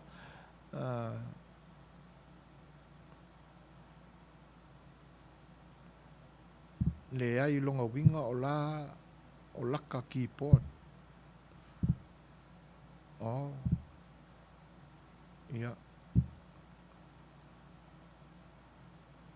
Ia, a whaina delete toi whasao. Ia, le ai sau ia se. Ia. O le mātau le nā al sa awhia le whai oa nei aso i vaenga fo i o whawhiawhianga o lo pepese mai ai le au whai pese ale ofisa whawhia onga tātou i maali whai ona pō mawai. I o le ngata o lo lato whaonga ina mai le leo le i le soprano. Ai sau loa lai le laina le nā. Ia, ona whapea mai lo leo le lato whaleo ina mai o. O te usi tai isi au sama. Ia, kusa o le usi. A whai o le upo le usi tai le nae e tau ave. Lona winga o tau whaalua le usi mua. fatu a sawai le usi ta muli muli ia ele ai ele o yesi nganga ile sa afia le fai o e avese langona fo ile fa pe ua fa le nga ina le tau mafai i la tau a le mesa sa afi ia le manatu o i lau ele le tau na tutongo mai me moni a o ina i tatou yo tatou tu ma tatou wanga ia a manatu fo ila ia ila tu na fatuina ma fa ma poina le foi pese le al kolisi fa fa ia onga yo na po mo vai ia sa ia male fa le tuo le ao le malo io le nao na po le masio fo le na ao lo tatou malo le sunga le nofo sunga ia male to le na so fa ia ti resa o ia le na no fa ma poina le foi pese le e va tasi manisi fo o tamali o le tino le vai tau tonu le na o ia i tonu e le li o le nisi fo o tamali o la o le ta o la tu suafa ia e saula ka ko pese sa o le soprano ia le tonu le fa le o ina mai upu ia le so swani atu le na la por kala me sa afel fai o ile o nanga si fonga le taia fo o upu e fa amalia ile fina ngalo le manaia ina o fa le tonu le ta penanga o na vai fa malu na la e o ile sua vai e o ile lenga le li e samai ia na e vanga ia saulo la ile na ote uti isi yau sama ele o si yau le anga a hau e fasino ia ai a hau e fasino ilis ia vaenga na e fa o la o pese o sangoni ele o yese le o fasala na e saule leo mau lunga le na fai mai fia o le leo ava bau o le o loto mau lunga le na masalo o leo o te whaalongo ina le leo usu mau lalo o lona winga o naitina mātutua o i tutonu o la fai pese lea o le leo la o le o loto o le leo le usu mau lalo o le ato ma le malu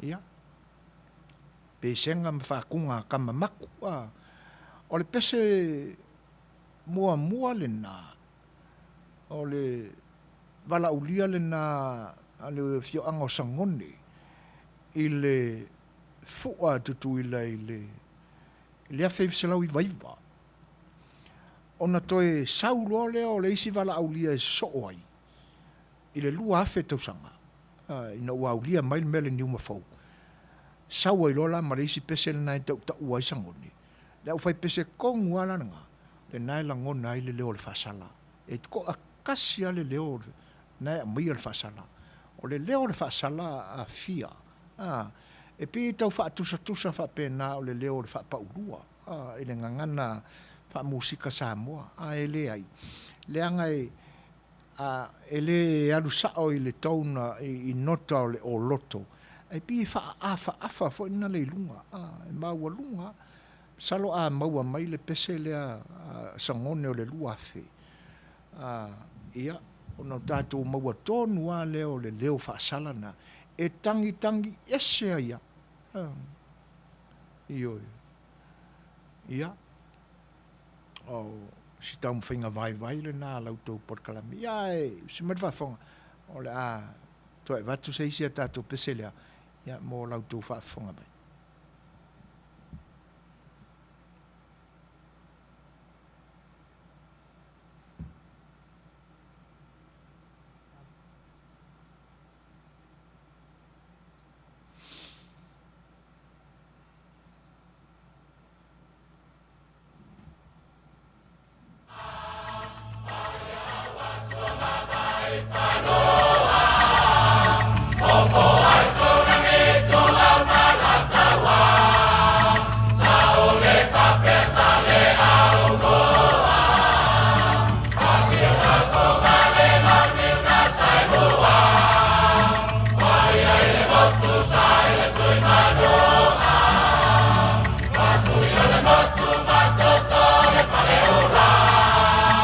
Osana toto e la mama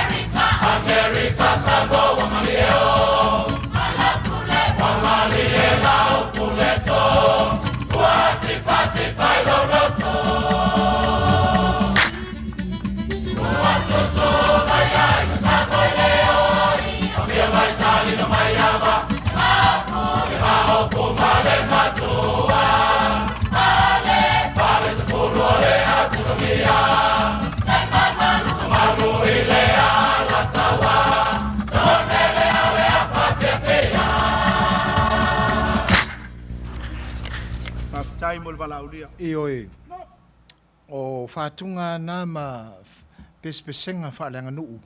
Ia peo lo tau mawhai e tau whaapula-pula tua i lau tau whaafonga anga maenga o wha. Ia o le pese leo le luafe, ma lau lia sangone, i le whamana tuina o le selau tau sanga, o le whenga malo Amerika Samoa, tuila manua. Ai ia nai vaenga pese nai tangi ese i al whaasala. E peo le amatanga o le pese ia na to te whaafonga mai o lai a wauale o loto māualunga tamaitai o le whioanga. Ia ai peo le tau o le onga to tonu o le pese langona ia le leo whaasala le nā. Ia ai o le aistemi fo i toi watu nisi vaenga o le tātou pese lea. Ia se i tau ala ina mauti noa i lau tō whaafonga mai ia le leo whaasala. O ngā kūlai mai leo vaenga o lau whaipese sangone le lua afe il whaamana tuino le se lau tau sanga o le tuto tasi o Amerika Samoa. Ua lima vai. O le oloto mawalunga, o le usu maulalo nai whaonga aina i lo mātutua, ia male ato, ia male malu kui ngā ese le mānei o lau whalongolongo le malu o lau whaipese. Tūlai mai le tātou taimi toi luas fumatasi minute o na tā leo le tūlai iwa.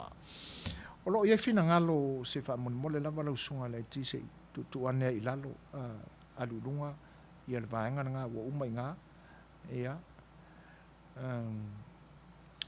Nai pi e maua ia. O lo whaapea mai le fina ngalo Helen. Aia le whaapoipoi, e tutusa le nā ma le muti i ona winga whaasamoa, pēa.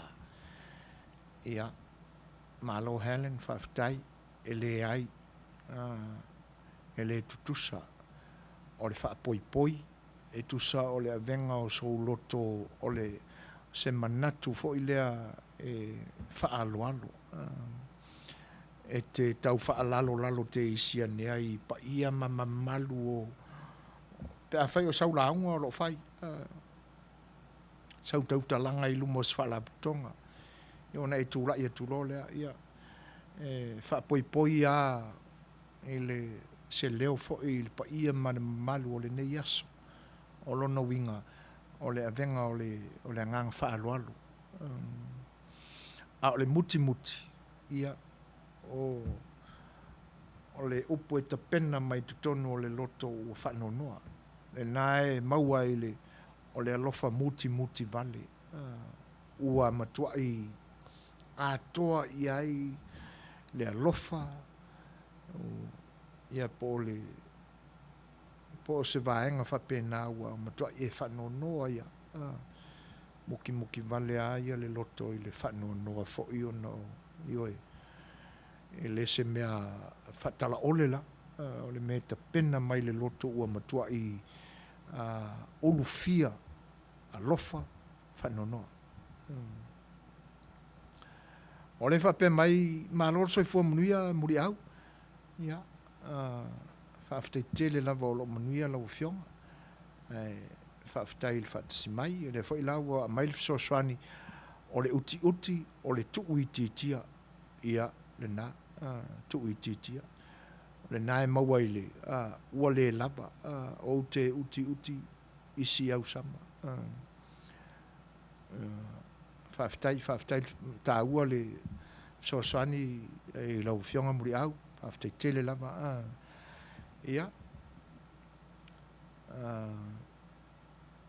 malo whaftai i le pa ia fo o le tātou o mafuta i le nei taimi Ioi, ia.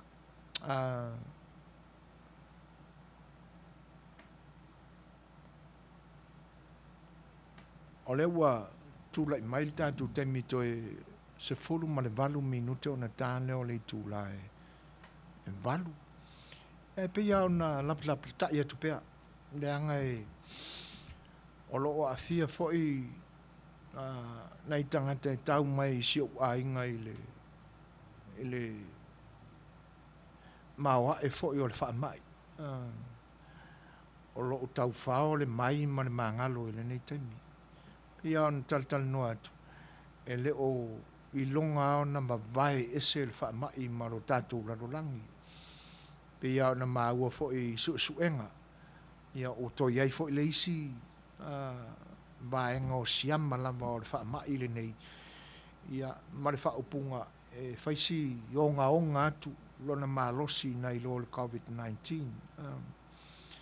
Ia ai o la pta inga lava le anga e tā ua le tonga fiti. Faisi ngā luenga pui le ola le anga e le lua ni soifua e tasia. Ia si mai la whaafonga i le tātou whaalinga le nei.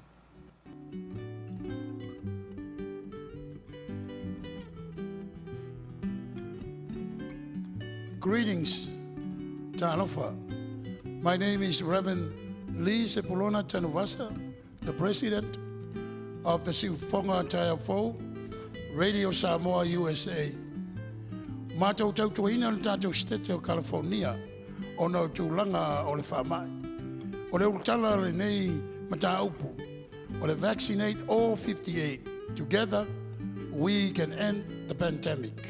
Whalotareina tātou, ina ia whai tui whaangata e pui a ilo tau se fua ma le tātou wola. O le tātou ngā rue whantasi e tātou te mauai le manuia. Tā fia ai le malosi o le nei whamai. O le tasi tūlanga le lei e pei o na mātou ngā rue ai. O le longoina leo o tau i tūlanga o tui whaangata e pei o na saunia i le tātou stete. E le aise tongi. Ai tolu tui e mawhai o na whai eilau whilwhilinga. Ai ina ia maua whaamtalanga anto toa ma le lei. Whaamole mole. Longo o le tātou stete. Wala au le numera le nā. O le valu tolu. Whaalua lua. Whaalua lima. E le ngate nā o le upenga te whailangi e pe on tui nā atu. myturn.ca.gov. E maua o mai whaamtalanga. Ia a wā lau sila pia le lei. E whai ai lau whilwhilinga le lei. I lau lava whinangalo whaintalia. I le tui. O la e talo sangaina. I la ia manui ai lau saifua. Pui a mai ai oe le ne whamai. Pe a whai ele, whai e sau tui. E le ngata i lea. A wata tau te whatamala. Ia furu pea o tau ao. Whai le uwhi fonga. tau si le vā. Ina ia pui puia mai ai ia te i lātou. E le whaia ni o lātou tui whangata. Ia awa lava lo lātou fo i soifua. Manuia. Ia e tusai o le whamai. So we continue to encourage you to please call the toll-free number on our screen. In order for you to receive proper and good information, so that when you do your choice, you do exactly what you wish for. It is free. It costs you no money at all. But you have to look at also the website. It's given to you on the screen, so you can continue to look into the proper information again, so you can make your own proper choice. Remelea, Samoai ia misele, mamalu, o tangata lo papa au le tātou state, o le utala le nā o le whamoimoe, o le nei porokalami. Vaccinate all 58. Ina ia tātou, no fo puipuia ma no fo manui ai, o no le whengai ma le nei whamai. Ia manuia, tangata uma lo tono le tātou state. Manuia oe Samoa, e ala i le angre lei o le tua, i nei whamanuianga o tātou maua, e le aise tong. Soifua. Welcome, dear families, friends, and fellow citizens. I am sitting here before you today in honor to represent State of California, vaccinate all 58. I, Pastor Samuel Alopopo Matsafeo, pastoring Sifafonga o te Taia Full Family Church.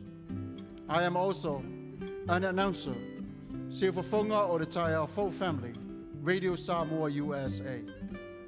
I also work at the cemetery, Green Hills Memorial Park, mortuary, and cemetery. I never seen or experienced anything like this in my whole entire life. I have seen many people that are crying from outside the gate, not be able to get in to say goodbye to their loved ones. Because of this pandemic, has brought so much pain into our lives. 15 months ago, we were in the darkness. Now, thankful, the state of California has offered to all of us today a free shot at it. Pfizer is safe and used. Johnson & Johnson, safe and used. Moderna, safe and used. All these three choices is available to you, is free. Samoa le atu nupele. O te pai malu atu o lo tō pa ia ma lo tō mamanu. I lea o lawa ia lau puata mawhainga. Ai pau ole nei. Watu ina mai e le stete o California i ate i tātou umalava. Le whaunga ina o le fisosoangi tāua, ina ia puipuia mai ai o lo tātou ola, ma le soifua, mai whainga tā ma puapua ngā o le nei whamai. Wa ia tu ina mai ate i tātou le whaapuina whapea, e le ai o se titongi, i le nei tui e te whaunga ina. Samoa le atu nupele, alo maia, whai o lo tui, wa o mai e se tete o California i ate i tātou, le nei fisosoani, sili ona tāua mo i tātou umalava. Samoa ia manuia o lau whiriwhiringa. Soifua.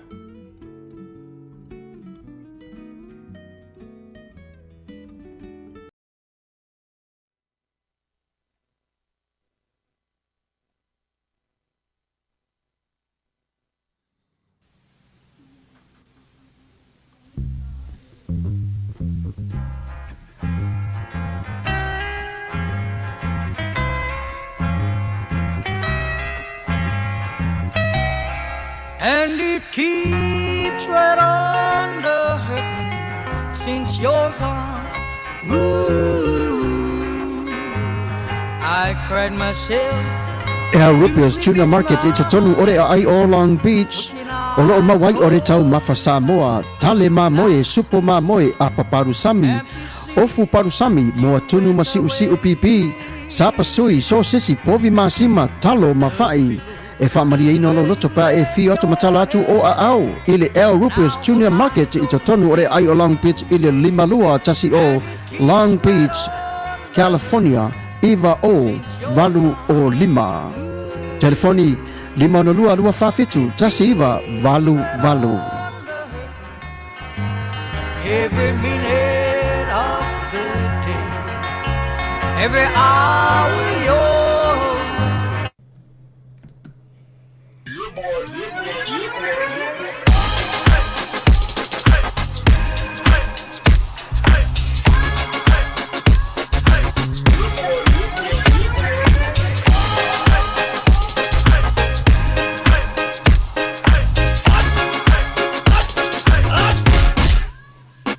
Omi te tonu lau o luau Baile te se ne ima Afifi malu o le tama Baile lau ulu ne ima tala Le lau fai pito te tonu Bai ima sae pape o se pomo Mela mai loa o le tama se faala i te Ngā pese angi so le ngā reo Sofia aile me maua. Talo fai, i o le alo manatu ni nei taimi. Kaki koe mga kua ia sofo i o ka whai whaapusa i Samoa. Kei mi o le ia mai se arka mare i o le matua inga se lau apopo e whai ele uparu sami. Ia le uka ku nye ia tunu. Ia. Ke kausira fia se whale mo i O le nā fuela tawhala awa tui au, peti sila fia le whale lelo au Rupert Juniors Market, le lingo Long Beach, ma le 5. E maua umai nei. E maua umai nasi, te latu umana san le au Rupert Junior Market, e tatonu o re ai o Long Beach, le 5 tasi o Long Beach Boulevard, Long Beach, California, iwa o valu o 5, o lo o maua ai o tanga talo Samoa, tango talo fiti, pusa mamoe, pusa fai, tanga raisa matanga ruau e fa maria ino lo fina ngaro malo loto pe e fio atu matala atu au ili El Rupios Junior Market ili ai o Long Beach pe valau de telefoni o de limona lua fa fitu tasi iva valu El Rupios Junior Market.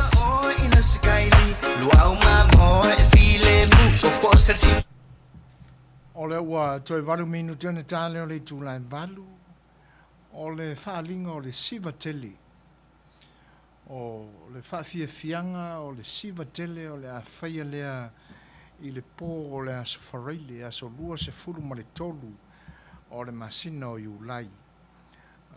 O le sa iringa Fisoswani ma le sa iringa Seleni a le Fast Supporter USA e whatinoina lea i le ai o Utah i le a so lua se furu ma le tolu o le masina o iulai. O le whamoe lava ma le aunga o le nei tau mawhainga. Ia o le Fisoswani lea i le vaenga whaupwhai o le whatutua i le tua sa mo o tasi i le whianga iai ma whaamsinonga i le nei vai tau o le tau sa i linga lava o le amio tonu i lo tātua tunu i na ia toi fōi i ona pūlenga mamalu file mu ma le whakerisiano.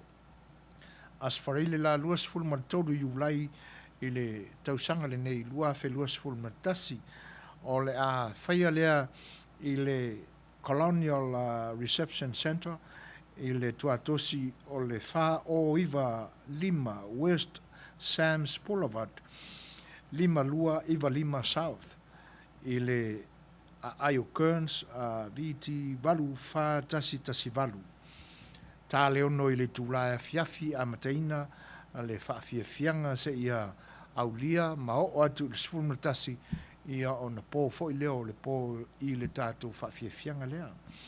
O le admission e free ia paulava le vaenga e te whaatinoina ia o le sasaa mai o lo tamau ainga ma o loa le tua o lo whaatamau ainga i na aitanga o lo ofu ia ma la wallet i le napo ia e te fia ai ma le vaenga le nā o le Fast Supporter USA. Tele le tau mafa fa ili malia le tautua Melody Band o le a whaafia ai mo le pō. Ia manatua o le Colonial Reception Center fa o iwa 5 West Sam's Boulevard ia i le 5 lua iwa 5 South i le Ayo Kearns valu wha tasi valu a mata le tātou pa o le wha ili le tūlai ono ia ai tā punia i le sifuru mana tasi le pō pia on wha silsilatu sa iringa Seleni sa iringa Fisoswani ia awa le fa moe o le vaenga fa upfai I Samoa ona o lo fenga iai ia ma le ano no I fo o fa masinonga I le nei vai tau fa fela in fa ta lo fa tu ia lai sei lala I le fa ta si mai le nei taimi o so o vai vainga I le upu o le pese va vasa laina tolu o te ufi tai I si au sama e te uai I au e vanga ia maneia ufi tai ia e maneia le ta pena mai fo ina le winga o le pese a tilo e le amatanga o le pese le anga e pese I o lo faya onga I le ngana Samoa fa mana mala maina ia le vaenga le a tanga ila iai ia lai se ilala se ava tu pesa of soani I le amatanga upo le pese mau vasa ia malie lo finangalo lo vai ta ele ua le lava a fa pela o le tonu lea o le ufi tai o lona winga o se mea o la ua teu pe o se mea ua e o tele ilopo le ale winga tanu na lau sesunga lai se ilala e te silafia e fua I le winga o le pese pe ona ufa manatuina le winga o le amatanga o laina o le fai upu mua ma o vasa ia malie lo finangalo lo vaita ele ua le lava o te uti I si au samba e te uai I au e vanga ia e pe o si o una vai vainga na maua mai fo I le malama ma le atama mai o to ina sa onga I ona po ma vai ia ma le nganga fa alo lava bani le fa fonga anga Samoa fa ftai alai o lo fa pe mai te mai tai o fia o ke le mawaina le tau siva chief o te malanga don't worry it's not a problem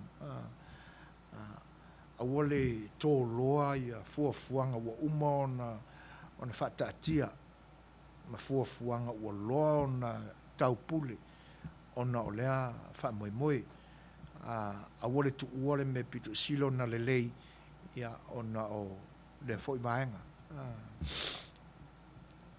ia faaftai I lau fitelenga ma taafai tu sai foi o le soasoani mai ia o lo o langolangoina foi le fitelenga ia ma taafara tami fatirua ia se vaivainga foi o le nei ala leo malan por kalami o le saafi al fai oa e tu sai o le avatu so matu sao ia e fa manatu atili pea ia tu mai anga lo tatu o tinu e ala ia na mesina ia e malo fa aftai I le tatu au mafuta ia e pe ona avatu se tali fai tau fo I le tua fine ia fia tau vao ono tūranga o whainga malanga ia wale atu matangi pe atu po e fina ngalo I le vaenga a wale tō loa ia tūranga o levan tapena iai ia ono o le wha moe ia ai alo whainga malanga ia mātou fia ma tāpo I atu ia manuia tūranga o whainga malanga pe o le a whenga iai fia ia ai whaftai ia watu fo I se isi a tātou pese ia e whafia I fo le tātou whiafiu si mai whafo Wai ea na le nei asingi, whalawe lawe. O Iosefa, se o Iosefa, Wai ea na le nei asingi, whalawe lawe. O Iosefa, se o Iosefa. Tamai ti whalonga mai se ila watu o kesini. Wai e sa ana tali e whakasala lau pile tu baby. Tamai ti whalonga mai se ila watu o kesini. Wai e sa ana tali e whakasala lau pile tu baby.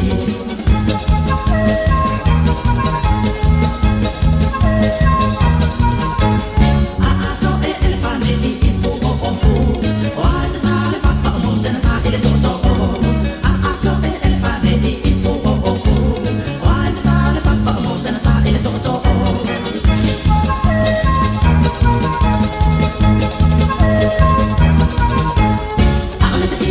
ele suka mo nung sa kayo le ale te ana ay sa kayo pena ay mako o wati papa mo mama tala longo wai na ele suka mo nung sa kayo o wati papa mo mama tala longo wai na ele suka mo nung sa kayo o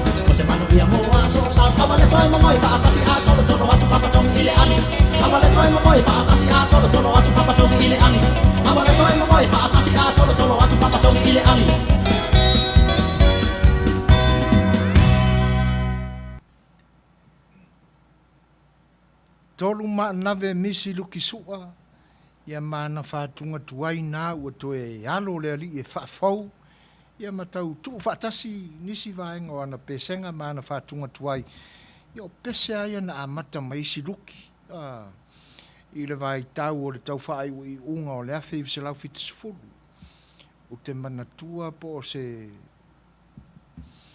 vai mea o le fitu i le fitu malu na amata mai i pesenga nei sunga ya misiluki ia ele i suafa matai fo ia ua loa lao na whae iai le suafa o lo latu ainga suafa i tolu manave ia a lea la ua toi whaafonga ma toi whaalongolongo atu ia le ua toi tau mawhaile li e whaafoua na whaatunga tuai ia le e pe o le isi pese le nā o le vi o le ainga fufuaina ioi ia o ngā o ngā ia o le porkalame le nā le whale mai e fuafua le iai le whananau o tamaiti ia le nā lai pese mai le ri whawhiloa ia tu le whatas mai o sunga ia Nikola Ulu tālo whalama prana mālo soi fōmanuia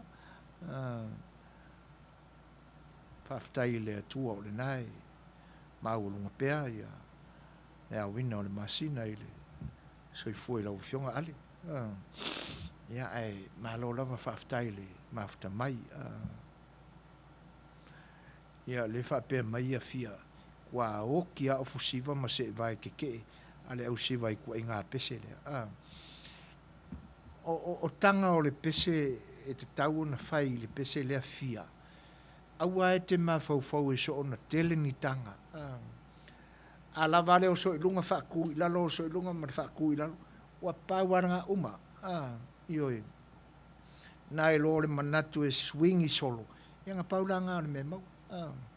O le whare kongo e o se vai. Ia e me sili na ua. Toi o la i sisiva ngai kanga o le whakaikai kanga nga. A le o so i lunga ma whaku i lalo o so i lunga. Ia uma. Pāwaranga o kanga. Alelua up and down, ia. Umangi, ne o kau whaola lo le whanama. Ia, o lewa tūlai mai tātu taimi, ia, ono minute, te ainei le tūlai valu. Ia, pe ia ona tala no atu, i le angai awa tātou te no fuai, i le tūlanga e pe ona iai le wha mai nei ona pō. Se iwa ai fo ila le taalonga le manu Samoa le nai whai Wellington. E leo te talaina mō mai moanga, tāpua inga, ai tue lua. Lo tātua tunuu, e le fia tāpua ia o le tātou au. Ia, e tainane fo i o tangata nuu lamba o New Zealand ia. Ia ma tangata Māori. E le fia tāpua ia o le lātou fo i au. Aisea, le ango le nau o te sauli poti ua o toi o ia au kilani level 2 o le whamai. O lona winga la o le taalonga lai whai. Ia, ngā au ka aloa ma lātou pūlenga, ma lātou reserves, ia, ma le lawhari. Lawhari e tō tolu, line umpires e tō lua, ia, ma le akangaka o le a operatinga le kalonga, whaafoia le talo. Paulea, se upuai e se mauai o se tupe, ele ai. Ia, o inala e tau mai ei, ma wha mau nia mai ei, e leo i longa o na te ese le pandemic mai tātou. O le mafuanga voila na e tā ua ia le usi ustai. Ai, o talai e so ona wha lele, e le wha pēa ona o le vaila au, e le ai o la ule nā wha awinga ina. Ia, e pei o iai fo inisi e whapeane o le vaila awoti. Ai pei se i o la una experience i le temi na umai au tui. Na le leia la u le temi mua na whianga i mo le tui. A le lona lua la. O winga na o mai e i temi o teni ni vai le tino.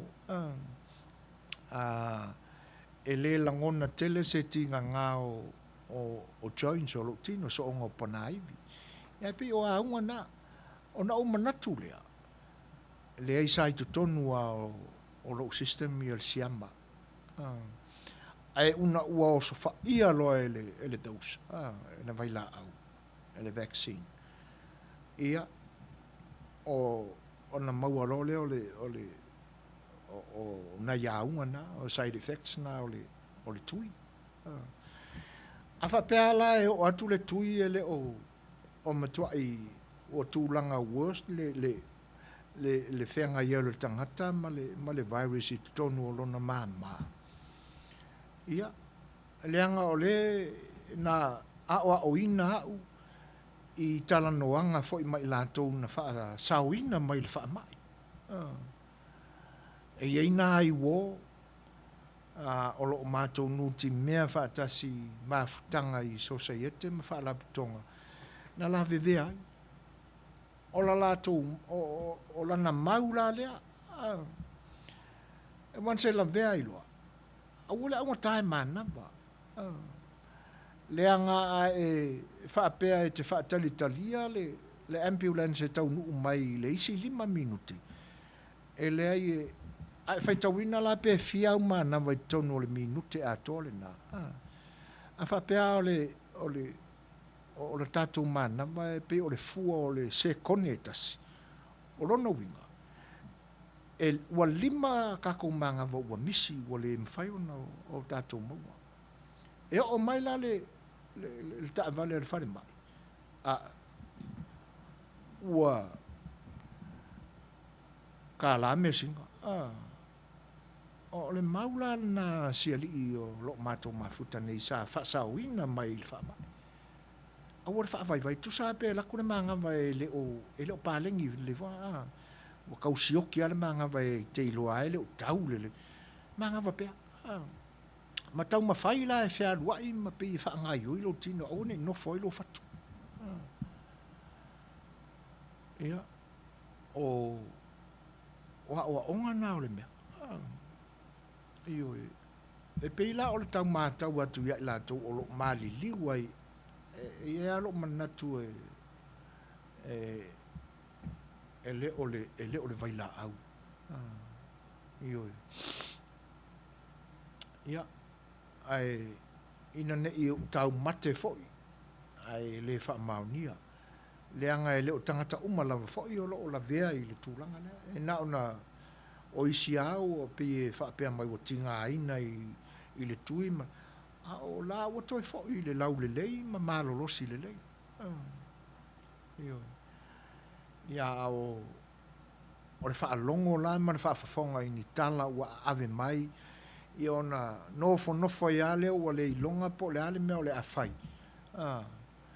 Ia, ona taunu ulo leo isi i aranga upo o le tātua tunu. Ua le ilo e toi lolo pe alo i lumalo na waa pe alo i tua. Rona winga ua le mautonu. Ia kaluaila. Ua fefe ona o tala ia. Ai a tātou tilo foi la ia. E se lei o ma le whatuatua. Leanga a fefe lo i le kala lea. Leanga e pi o lo o maltu spa ia i tātou le isi mea le na. Excuse me. A ua le whaatanga taoti e le i tupu le mea. Ioi. O tūlanga ana e o lo e tele hawa onga le tala le lei ma le tuspa ia o lo fisoswani mai le soifua ma le ola. Ai amanatu la le tūlanga le na. Ia o tele whapea atu a tele lo whatuatua pe feololo pe lai titi. Pe la vea lo whatuatua i le vaenga fo le seniors, pe intermediate, pe junior lo whatuatua. Ele? E pe e kaumanga ko whapenga ku vaenga whapenga ka ku whakukua pe saula ia manatu na malangona na. Tātou o malo tātou whatuatua. Tātou si i mai o lo iai ma le tua i mea uma. A mai le alofa o le tua e whatalitanuina o tātou loto. E le whatuatua ia te ia. E a foi e manuia ai le tātou sa i ngā tonga whiti ala i le vaila aula. Ma pui a mai ai tātou. Nai lo whama. Ia. Whawhelo e atu le whatasmai o le tamai tai a lava nia pinda. Tāna whalava e a te o le tamai tai te uoloa. Menstruation. Tāna whalava mālora ngā lurue le ni aso. O lo whape mai fia. E whewhelo le tui lona winga. Vaenga lea o lae fia o le malanga a le pasioti. Ia. A tonu e au fo ona whapena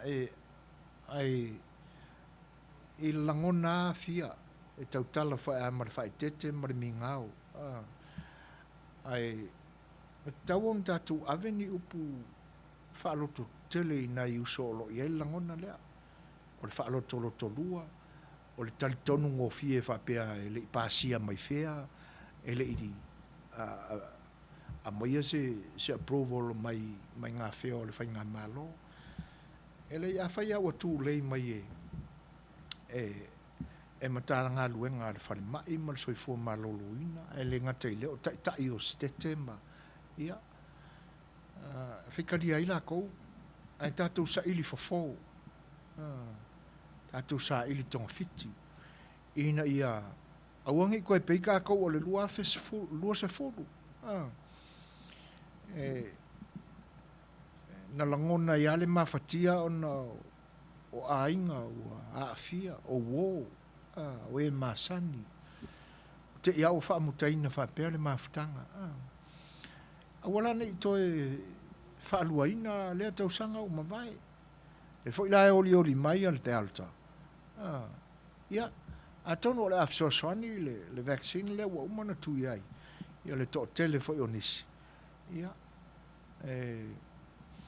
a tono la fisoaswani e pui mai mal delta la ko le foi o maua lipoti ua over maltols fu mal valu afe tanga tole atunu o fiti ua mai au na tui le tui pui la e ui no la ua se furu male lua tanga ua mali liu fiti O le ua mai le whai numera o lātou tangata ua fia le wha mai ua lua afi. Lai tau tonga fitia. Sifuru ma le lua nei o tangata o si motu tua o iai le o tātou ua maali liu. Whawhelo e atu le whatasi mai o nai i Paddington. Tālo whalava. Ia, whawhtei tele lava.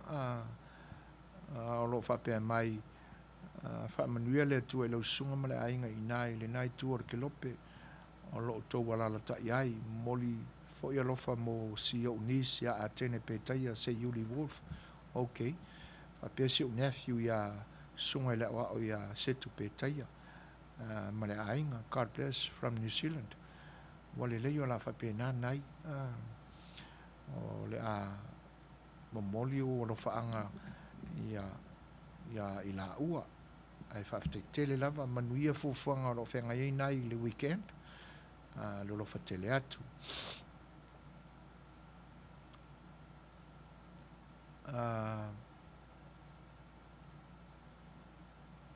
Ia, e moni le lei a fia le tūlanga le nā.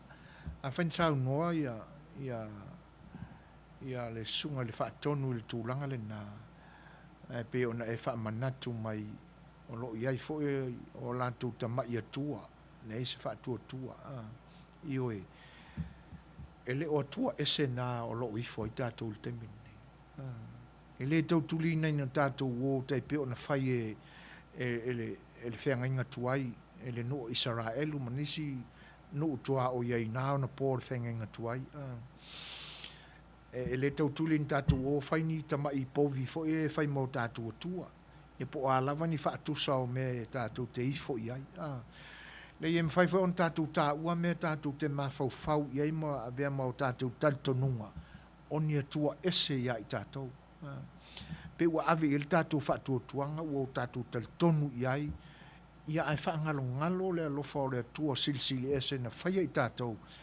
Ia e na te whaatino ina ma sila mai mea tātou te atu ngalu ma popole. E moni le leini nā tūlanga. O atua ese ia, o atua vale ia. E masani voi na o te talo ai. I le atua wha maangalo mai, pe a whai ua muli ni atua ese. E wha tua na ia te ia. Le atua alofa, o le na whaia i tātou. Me la ia. O le sila ia tu ai ngā atua. O le tātou tali tonu i talana o tātou whalongo iai. Ma ave iai lo tātou wha tuanga. Ia mate ia o tātou pala ai ai. O na moni ai lea o le whinangalo ma tā wha o lo wha ari mai. E sili le oti whinau. Nai lo le oti pala ai. Se vai le kā ua o ia o onga ua kako maua nea fiafi. Praise God. Se le matango fia o le tātou whatasinga ni whai tūla. Se ai tā ua fo ilea mo tātou.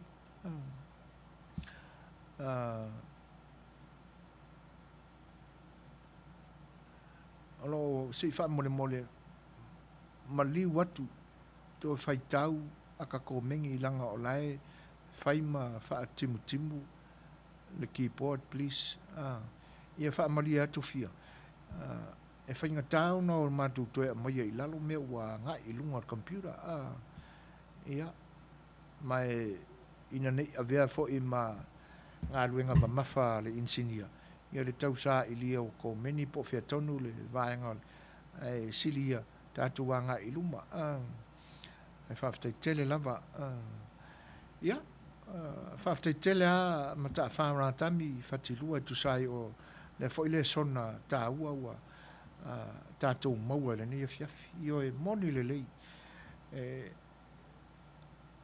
o le hao ngā tusi ngā rurue ma manu o au au ina po ngsa po liuli isi me fai ai te whanua noa pe a leanga pe o le natura le o le tangata e mese o tātou tangata atu motu e mafu ai o na whai mai pala langi a kākou e whapea mai o lo tātou o mai ama mai tali tonunga wha island wha atu motu ia taula le island o le motu ia ele ke le ska mai mea lai kiki nga pala i tu tono le siso manga le motu lai titi le Fe falo ai solo tatu langona. Le lau kako mai le mekele. Kako ngofo le me ka ur kongkingeka. So ale ai mai o tatu tatununga ia. Ia. Matula tatu pese le se o tatu toe mafau wai. Ia. Ma avisa tatu whaftai le atua o no nei fo i le sona o tatu maua le ne fiafi. Simet whafo.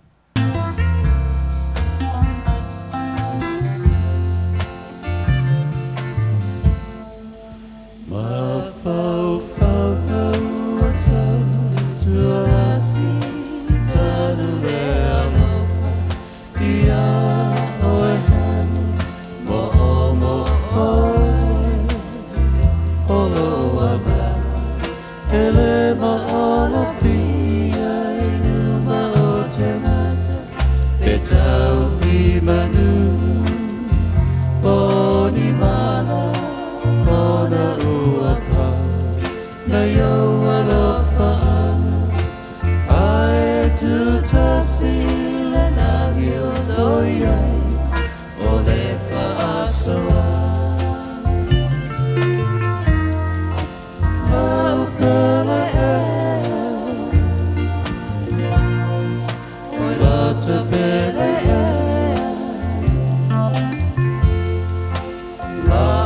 pele se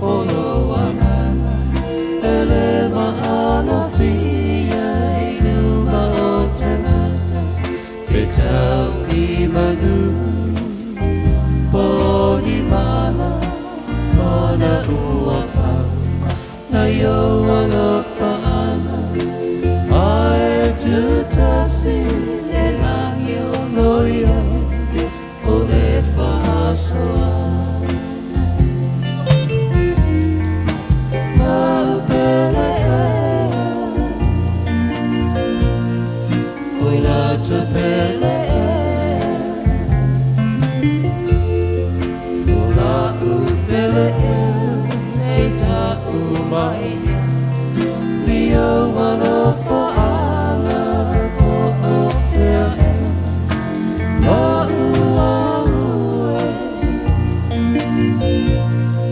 oi lo ufatu lo uaue e so sebe e pune lava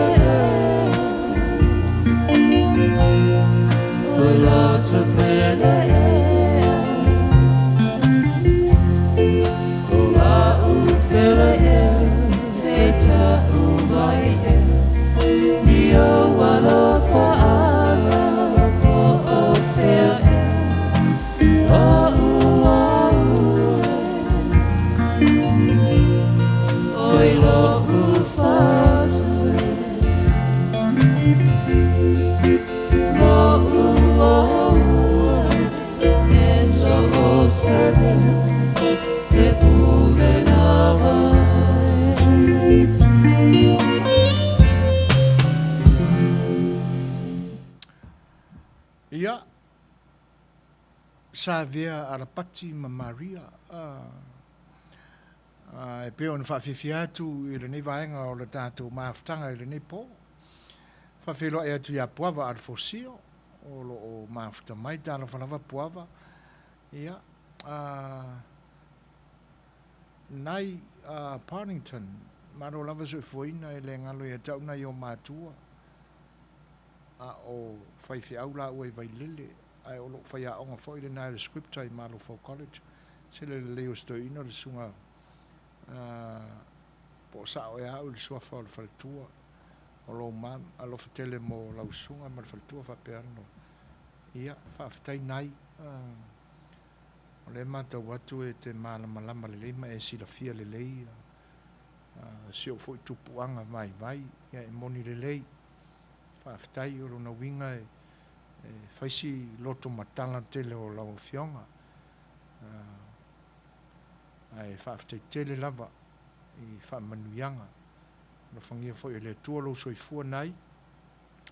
Ina ia mawapele malosi. Na le tino o le mawhauwhau maranganga. Ia wawhaiwa o lo tautu ai. Ia te nane fwoi tau singa o ainga. Whawhitai tele lava. Ia o le aisi temi na mala aule ia atene. Ia ma mori i aina i o lo whaanga. Whawhitai. Alo whatele atu. E ngā lulue o ao awa a po e leise isi ngā lue ai se wangana aile i isi male. Maro Helen. Io e moni le leia. E ia ngā luenga le leia whaatino i le po. Au nanga o lo whai ao no o tūlanga o ngā luenga ma le au nanga. Ai o lo iai whai ngā luenga wha le lei. Pe voi lao na wha manatu mai e Helen ia. Le whai vaenga na wha o ngā ina i le HOS ma le EC ia le pongi sā ma le pouliuli. Ia. Whawhitai tele a Helen i tūlanga ia. Pe o nei wha manatu mai. Ia o lo sila fia la mai le atua. I la tō o lo wha ngā ina le pongi sā ma le pouliuli o wā. E nā o le ti apolo a o le lalorangi nei e whearua lua ima. Whetangi ia i tūlanga whapea e leo ni ngā luenga e vi i ailu tātua tua o ngā luenga lo. Whawhatu ai ia winga leanga e le peti ai le file mū ma le nofo le lei o tangata. Pe ono tātu ia i le nei vai tau i lo tātu whaalongo atu le tātu atu i Samoa. Ia e o le me foi lai leanga i le whaakasi o ngā wha o ngā se la vaanga i o le pō a Helen. Ia e whaafitai le whaamanatu mai o le vaanga. E whawhelo e atu i le whaatasi mai o Sivasa Fesolai. Ia, whaafitai tele foi a Sivasa i le mawhita mai. Ia me se foi o lo fina ngalo e peo na whaalia. Mo le atu le ngang whaafitai mo le whaamalo i tu mai tai foi o le malai i au tu sau nuanga ma saanga. Mai tai a tala peili. Ia. Ia manisi foi wa le maua atu wa ngai lungo le computer. Ma lo le sau noa, ma lo le whaafiafia. E pe o lo iei se isi o lo whaapea mai i le au fai pese lena umatu nei. O te lei lo il whaletua ia Maria po ua a mia le tua i tūranga e pe o na fuafua ina i mō tangata uma. Ai pe ia o le tausanga len te atu nino maua i lunga le Facebook wha manuianga o le manatua po o le atoanga o le valus full tausanga o le tinape o vatu. Ia e se vangana e la fianga sabea ala pati. E pe ua whaisi lewa o na tu uone malo e le li whawhewhia. Ia ai ato no te leo ma i loa le lei po ngā whea. Ai pe ia o le wharetua ia Maria na whamantuina le atoanga o na valus fulu ia po le valu lima foi i le tausanga na mawai atu nei Hawaii. Hawaii o lo o fiam papa au el wharetua ia Maria. Ia ai la atoe whaasala watu tātou whaalinga lea ia wala foi le pui puinga o le whaamai mo i tātou. Sima le whafo.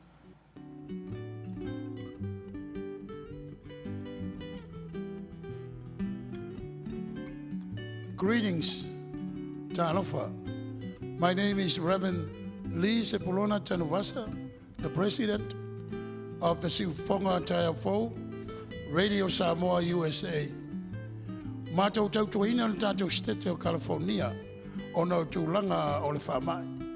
O le utala le nei mataupu, o le vaccinate all 58. Together, we can end the pandemic.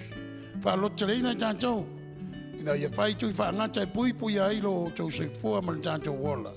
O le tātou ngā rue whatasi e tātou te mawai, le manuia, tāu fia ai le malosi o le nei whamai. O le tasi tūlanga le lei e pei o na mātou ngā rue ai. O le longoina leo o tau i tūlanga o tui whaangata e pei o na saunia i le tātou stete. E le aise tongi, ai tolu tui e mawhai o na whai eilau whiliwhilinga. Ai ina ia maua whamtalanga anto toa ma le lei, whamole mole, longo o le tātou stete, wala au le numero le nā, o le valu tolu tolu, whālua lua, whālua lima lima.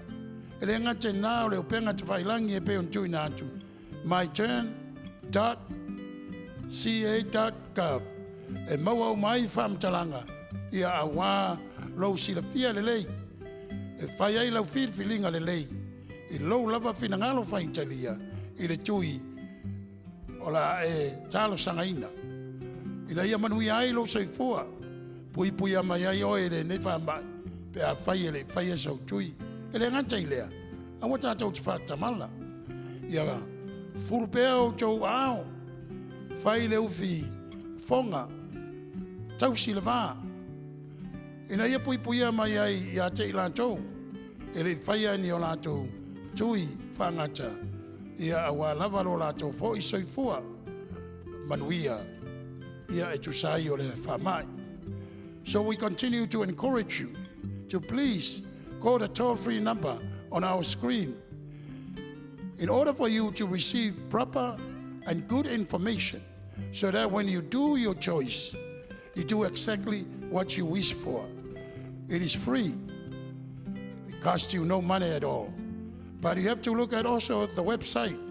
It's given to you on the screen so you can continue to look into the proper information again so you can make your own proper choice. O le mea lea, Samoai ia maisele, mamalu, o tangata lo papa au le tātou stete.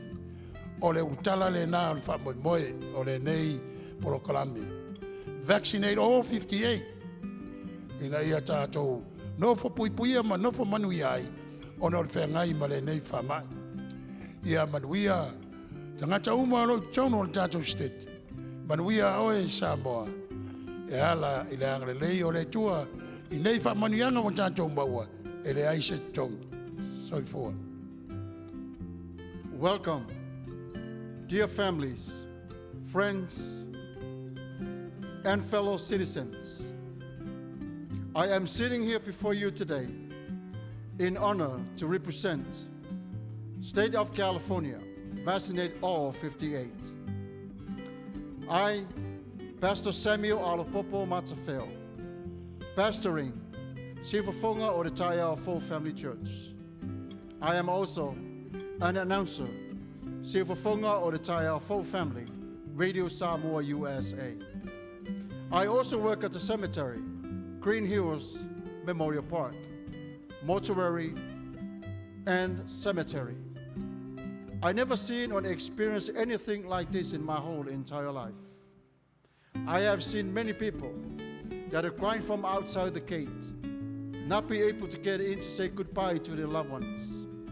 Because of this pandemic has brought so much pain into our lives. 15 months ago, we were in the darkness.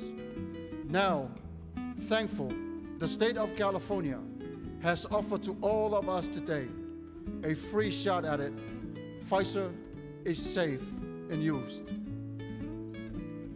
Johnson & Johnson, safe and used. Madonna, safe and use. All these three choices is available to you, is free. Samoa le atu nupele. O te pai malu atu o lo tō pa ia ma lo tō mamanu. I lea o lawa ia lau puata mawhainga. Ai pau ole nei. Ua tuina mai e resitete o California i ate i tātou umalava. Le whaonga ina o le fisosoangi tāua, ina ia pui pui o mai ai o lo tātou ola, ma le soifua, mai whainga tā ma puapua ngā o le nei whamai. Ua ia tuina mai ate i tātou le whaapuina whapea, e le ai o se titongi, i le nei tui e te whaonga ina. Sa moa le atu nupele, alo maia, whai o lo tui, wa o mai e se tete o California i ate i tātou, le nei fisosoani, sili o na tāua mo i tātou umalava. Sa moa ia manuia o lau whiriwhilinga. Soifua. Lau tūla mai tātou taimi tō lua sifun mar whāminuti o na tāne o leipa. Lo mātau ina whoi, tō e lua sifuru, tō e sifuru ma le fitu. Lua sifuru ma le fitu minuti o lo tutoe o le tātou porkalame i le nei fiafi. Awheleo atu le whatasi mai o JK, e te nane whoi o sione tau tua vela, ma lo soi fōmanuia, whaftai a le whatasi mai. E whoi wa whatasi mai le tāpo inga le whare tua ia soli ulale, tānofa lava soli, ma lo ngā rue le nei aso. Ia, alo whatele atu.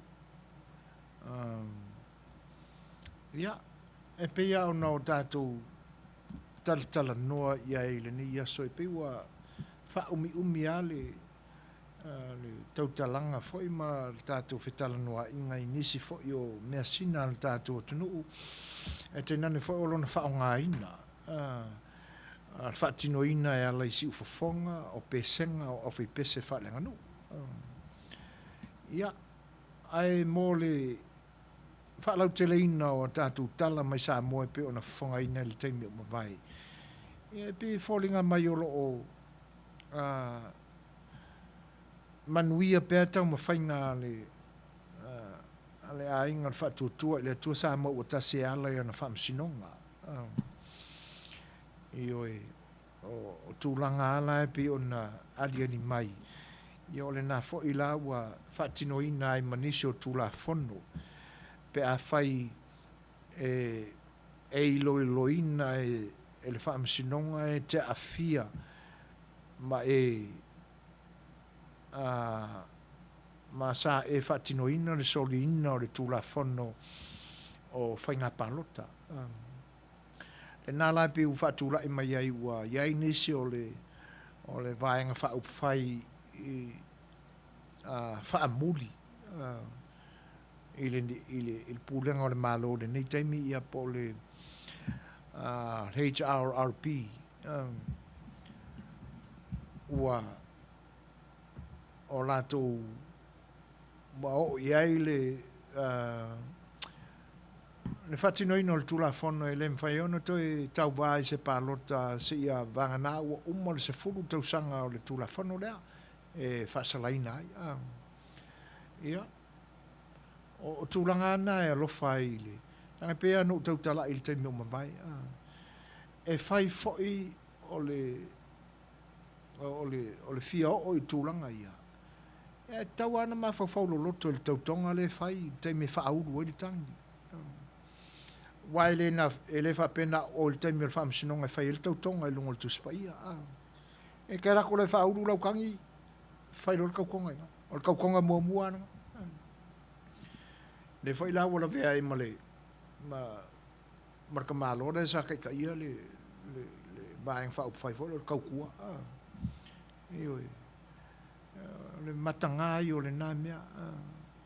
O stangata o le tātou te wā ai atu e pipi i mai whaai longa o na tikeri maurulunga wo i ai pe a whai e tonu ma mo.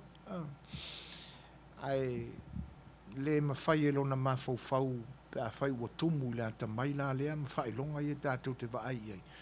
ona whatontonuina o na langona. Ia. Pela o atangia mai tātou tala nia solo o whaasolo pea o na manuia tau mawhainga le whaatutua le tua sa mo utasi e ala mai whainga pālota o i whaamasinonga talo na umar pālota e peo na iei. Ia. E whawhelo e tu whaatismai o Foisia AU. Mafuta mai whaatismai Brisbane, Australia. Ia. O tūranga la nā e pe o na lipo tia mai tātou te lea o le tāua whainga atoa o tala mo le nei aso e pe o na moli mai ia o tutonua o le whaamsinonga e pe whaela o na tātou māuai ia le toe whaatonu ina mai e le whaamsino sili le unga o le toe ilo ina o la lātou i unga le na whai mua mua e pe e alia i mai le unga o le whaamsinonga pili le nāna whai mua mua le whaawinga se ina ma le ese o whaawinga ina e vaenga whaupwhai e lua i e whina wai e peo ina e tangia mai le ese o lato whaawinga ina o le unga o le whaamsinonga pili le lai pia tangia mai ai e sa o le whaawinga ina le whaatutua le atua sa mo utasi le wha asati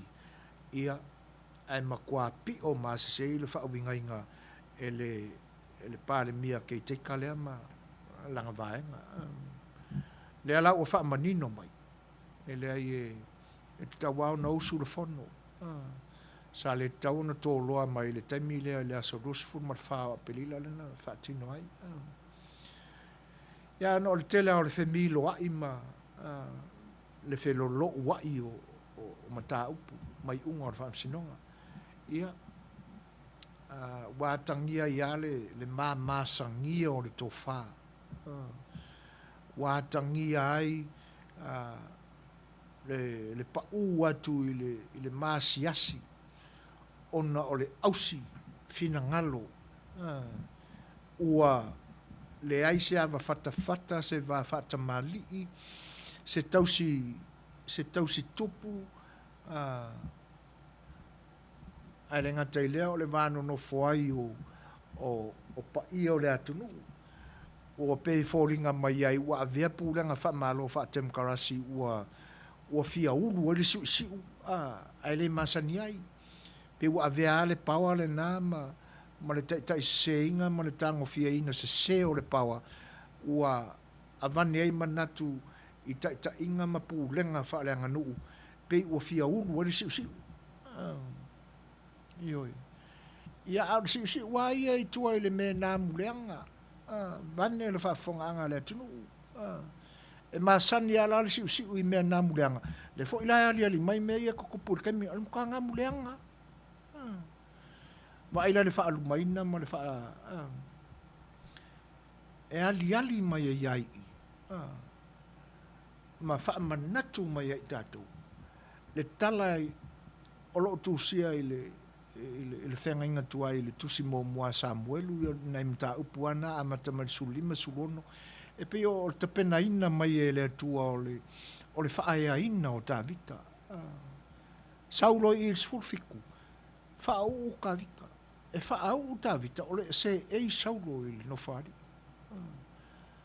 ai ona ua le toe amana ia ina e le atua o le tangata na i whaau uina mua e vea matupo i Salaelu. O i fo i la, tātou te iloa i le talal. Le ina i fo i mea se na whai e le atua. A tātou whai tau maa e ai le tusi a Samuel. Na whapea mai ua sala mō le atua, ina ua whaahu i a sauru e whai matupo. Le liu mai la i le tū lea o te tau whaamatala i nātu. E whapea o mala le mea le kupunge i kako whinga malo i Samoa. E theo lolo la ia i al whenga inga tuai i mea nan tutupu mai i a Samuelu ma i a Tāvita ma Saulu. Lea ngai e le i whapea mai le tusi a Samuelu sa whapea mai le atua i a Samuelu a umaronga fa au ka vika avelo i le no fari ele ai sa ai mea na tapena mai na ele atua ele ngata e fa atali tonu ina le le ai le loto saulo ua le koia fio ia le akua i langa pulenga ua to asa le atua i lona le ustai ma le to e fina ngalo i le atua na te ta ia lona nu ai le ngata ele sa ia foi mea na tapena mai le atua le tula i mai o ta le anga i mai o ta vita e vea mata i tai o lona nu ioi ele ngata la o le taua ma felicitia na i loa le le ina le tula i mai o ta whakasi e la mara te kuria inga le konga vao le sailing e taua tangia mai ia whainu mera ia le whase furu kausanga o kura i mai ai le awari i e kai le malo ka koi samo whainga tātele ona toi solofa se me umautu ma malosi ma ua paoa a kakau mangaku le fiku masinga pea ona pese e tuai le isi foi a tātou por kalame o le fasa le vale e tau taimi o le atua taimi o le aku e foi la ua wha manatu mai le anga i le ia se senga o kala ia lua le aua umana mau na whainga pālota wali liu le atunu i ona i tū malo e lua se fulu ma le ono e sui le whainga malo au le ae sa wha ma ali siu siu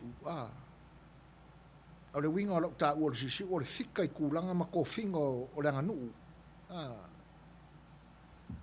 ioi wa me whai e il siu siu e kausi pa i o runga i o a manatu ai tō finga ma i ya o inga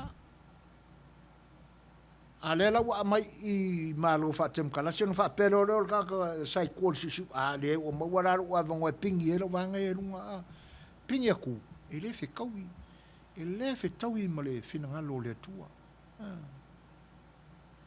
ana fa pe fai pe le loto ma ulalo ma matau le tua ma le ta inga o na tangata ai le ai tu mau ai ya al falu lave ya wa pe ya o saulo fasi amareka fa papakea uma awangi ko isi me ke e koe ai uma le taua wa manu malo ile fasingo amareka mo na tangata ai foi mai fa longa ko sambu si o le fe i mai me yo fe siri lo Samuel le Saulo le ale mele o ki falonga ko yo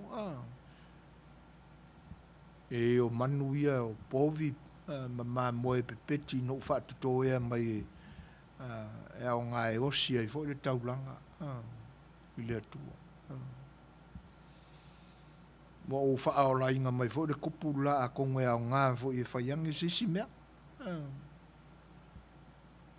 mo wai le sili le usta i lo nga o mama po sili le usta i lo taulanga elela wa u le pawa i le fast food ka usanga ya le ala o ko sa sala nga mu sinti mai o le si la le mela we yo nga mu stinky uma stinky ko sinti ko finti ya kanga ko si o manifint a lo fa ma a pe le ngai e ai fo i wingo me a ma fo to toa ma le file mu le fa tua i le tua sa mo otas ta penna ina ta pena i wha so songa, ta pena i tinga, ta pena i wha il whea ngai ma wha masinonga, malea. Na kako wa ai voi la ile, pe a saule i unga o le wha masinonga, e wha o ngā ina i le, e talia le tautonga le na whai la solusu ma le wha o perila. Na kako wa ai voi la po angisi vaenga e, o le ato i tutupu mai e ina. E alu lava se ia longa lava o sila mai le tua ua makua i mauku le kapenganga o fina ngalo le whatuatua i le tua sa mautas. Kiria lo. A o le kirianga ranga. E kilia i le makua i a vea ma mea masangia o le olanga ni. Ia. Tūlanga ana e tau na manatu i hali tangata ola. Ke mga kuangi fo ia uia i lo uola. Ina ia awane i o whaia ni mea matanga whapea. Suafa o le atua te tau na o tātou tau ave wha mua mua. Awar fia ave i o kako leanga langa o kako ingo o ingo e pisi pisia ele lea ma le parpala e anga sala. Ai a tātou o mai ale suafa o le atua e wha mua mua ia i tātou. O a whāta vita i a kuliata. Ma whapea mai a ka o ke aluaku ia ke oe le ingo yese non kama. Ele ai. Ele tā ua whapena. Suafa o le atua. Suafa fo ina e mo mio na tau ave tai o le whatuatua i le atua sa mo utasi. Fionga le tamai tai pāle mia o filifilia nei. O amal suafa lea.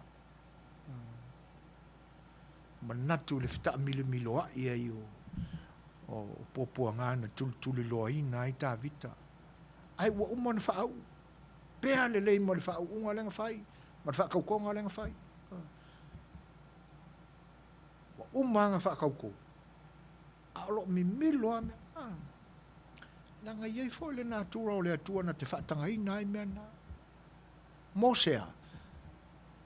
Mose ta penanga mautu. Ina ia ma losia ia. Le tula i mai o e wa ia filifilia. E tau aveina whainga malo lo natu. Olo whapea mai le manatu o puava alfosio. Sa o ai loa vui. O le whaako kofu loa i le sami e fufulu ai mangongi leanga. Ia. Le ngā kongua.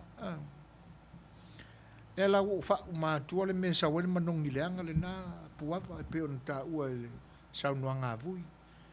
Leanga a manatu i tō whinga le atunu. Pa ia o sarvalasi e kausi e la wari. O le siu. Vānea pa ia whale atunu maon tō whinga. Ai a fua e kangaka. Kangaka lea. E wana le manatua le mea tuai. Wa fia o le uru e vea mauru. Wa vange a ma e pūlenga wha malo wha sasae ma se sifo kau kokoso mai i lalo pūlenga ma malu whale atunu. Au ia ele mea kuai. E leo se uru o le siu siu. Kako mga kura le mea kuai le siu siu. Mangu sinki. Ngala.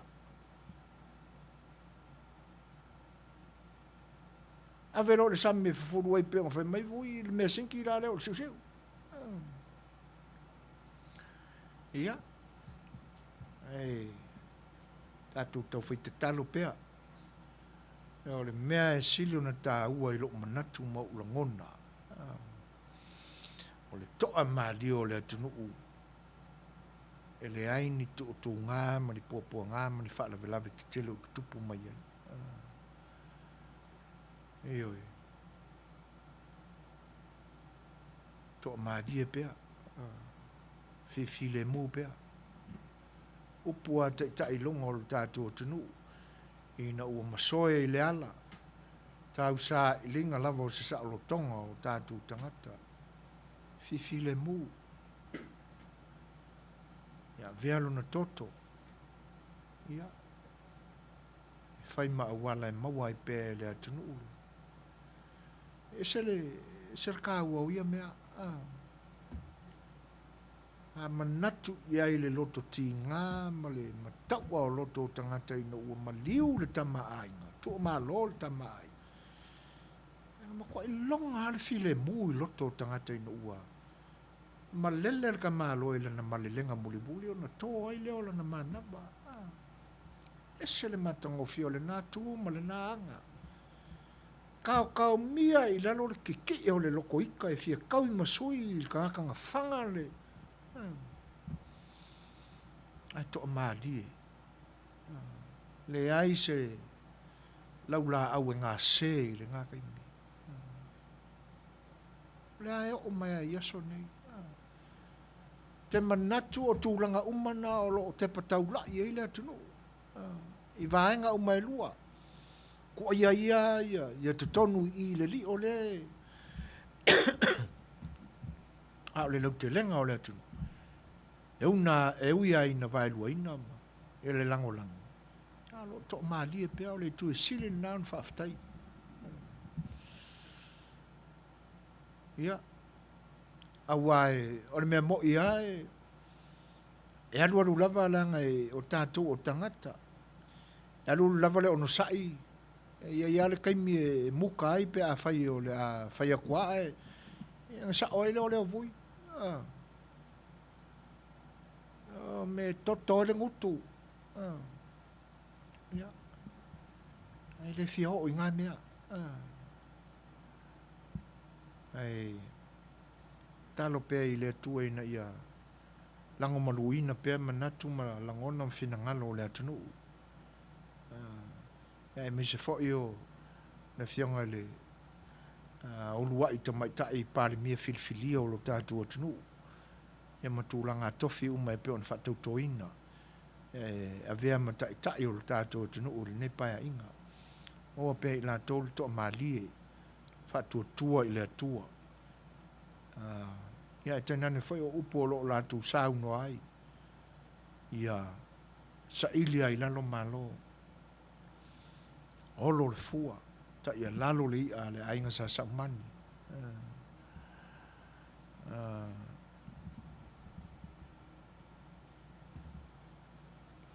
Olo vape mai Nikola ulu. O le aso manatu e mawhai na whaapea se langona. O le aso lava e tau afia ai. Le pale mene po le alava le aso wa to faina e amata I loa mau usuia ai lo le fono fai tu la fono o so manatu amata mai lo ina ona fai tau mai loa aso ina ia ato le 5 tausanga o le paia inga o se fai ngā malo fai a kuai foi ia ele le ia lo tātou ono sai pe I manatu ia anix ioe le anga e saua mai o tātou te ta I Samoa ia whaatūlangana o mea. Wao le tele ana o lanta mātau atu I comments ar tangata I rungo le Facebook. E pi ua whai a koe kangaka I kua ia whaai ungo o mea, e le io ina te tupu mea. Ai mau pēr le tō vai, tātou tāpua I ma te talo. Ia, o le atua ana te mai au na taimi. Ia o na musu-musuina lea wanganga o tātou te tai Samoa. Ia o la taulana e whatontonuina ia le tūla I mai o mea e ono tutupu. Ia o wala la te tainga o le tātou whainga malo. Ai whaftai mō le mga whangafa fo I whinangalo pe on whaalia. Wao tuli malefasi, tā lofa. O lofa pe mai ai tā lofai. Ili mai aso fōpea umalefasi mnonga. Whamasinonga lea talia po lea whawhianga ABS o le ngā e le fialu ese le kamaloa. Ia wala le tūla whono e tapena iai vau. Ona o lo matawina ua le o e pei o le tūla I mai e tau tala ma le mi ngāo ma le whaitete tūlanga tofi o le atunu. Ai a fua iai meo o te tupu maali ali mai. E pei fōlinga mai o le ao le malo o le HRPP. O le ao le malo mo sa moa a toa maon tangata. Ia, ai pe ua ao le malo le HRPP. I lalola o le whatonunga le tai o le HRPP. Wai whiu ai mi milo ma lafi lafi solo. O ia le whapongai o mea uma. Io e. Ia. Tūlanga lana. A whapea ala o e saule I unga o lo tālia nei le vai aso fau. Ia ai o le ale mwhaiau na ia se tūlanga whapena. Ia, e ia awala e tapena, awala o le tūla whono, e tapena ai. Le anga o le step mua te tauna wa ai o le whaamsinonga le tātou atunu. A mai loa la le whaatununga le whaamsinonga le whaamsinonga maurunga le atunu e leu sta ia. Ia o ngā kilo lo le sisi me e whaatonu mai le whaamsinonga. E le whaapea ai le sta tonunga e onu tele se vevesi le tūranga. Wa a mangaku wha ia i la tau e whaatinoina ma enforcing al tūla whono. Le mtanga luenga o leo wika fiola. O lisin ngā marapapala o lo i nei la tunu. Oki. Sa wa yaringu o ita pepe. Ia. O whawhihilo im whatalo whatui ia wiki fesolai whaftai e sawa upo le tusi e le whewhele mea moni tātou te talo pēa ia tū mapea lana whau unga ia malo whaftai wiki e le whenangalo whaftai fo i le mawhita mai o la solua next week e usui ai le whono pe o na sa unoa sa whapito fia mea mta awhata matai pale mia i lana sa unoanga i se tasi le tio ia tātou tālia ia le aso tu poina ia alofangia le atua ma whaalao mea uma ai whaftai mo le whinangalo ia ai o lea toi 2 minute o le tātou mawhtanga ia ka akul pese lea ia o na foi mai la i se mātou tala o tātou te tau mawai i se marifafo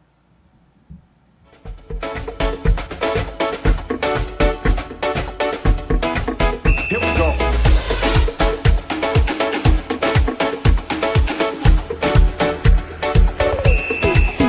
Le malo tipo, o le malo le au solo lie, u au fuai la lang.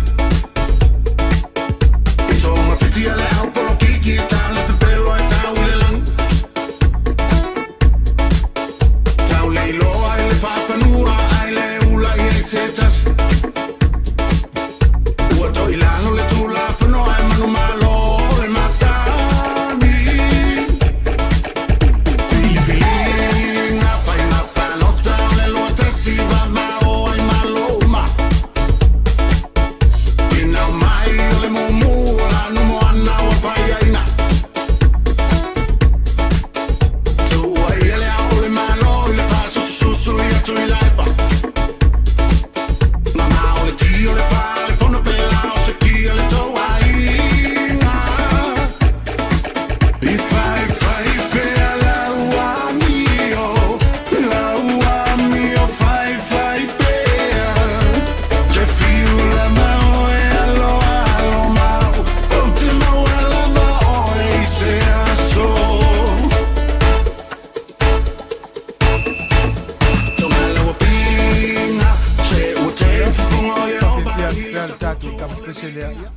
o ele manatu o le apo I nele tātou po o na e fia pese pēr mo loutou pa ia mo loutou mamanu sa moa I loutou fita whawhawhonga ia e ono o teimi whaatapura aina lawa por kalame I lungo Facebook ia ona I ele o le manatu ia o le a seu whanua o le mātou sa na se whale tonu o le awonanga ia mai maluina I tō whinangalo sa mātou whale tonu maso e vaenga foi o le tau tamani I lau tō whaafonganga e waia ne pono le toa I lau tō whaafatupu mo le whautautanga ia te tō pono o mo lau tō le toa o le tātou tunu tenane foi le whita whaafonga mai a leo wao le tala le lei ia e sunga I whaafengaina tenane foi o le au mautofi o le aing sa le hii ia ma le mamalu lau tele o wom pa anga le au nanga le sufonga le tae o fau lo tō whita whaafonga mai ia fai foi ua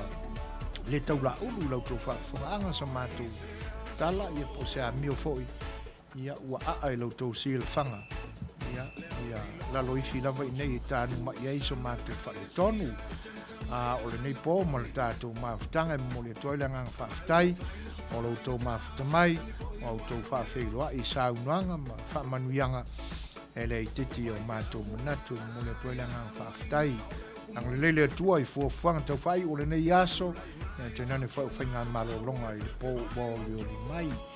Ia e ni, te tongo pē malama, a mai e le tuoni tai au tātou te toi whailo iai lungo le penga te whailangi, e te nane whai o pe au ngaru le e se tau tua al si whonga le tai au whau e ala i lang por kalame o sa afi o le whai oa.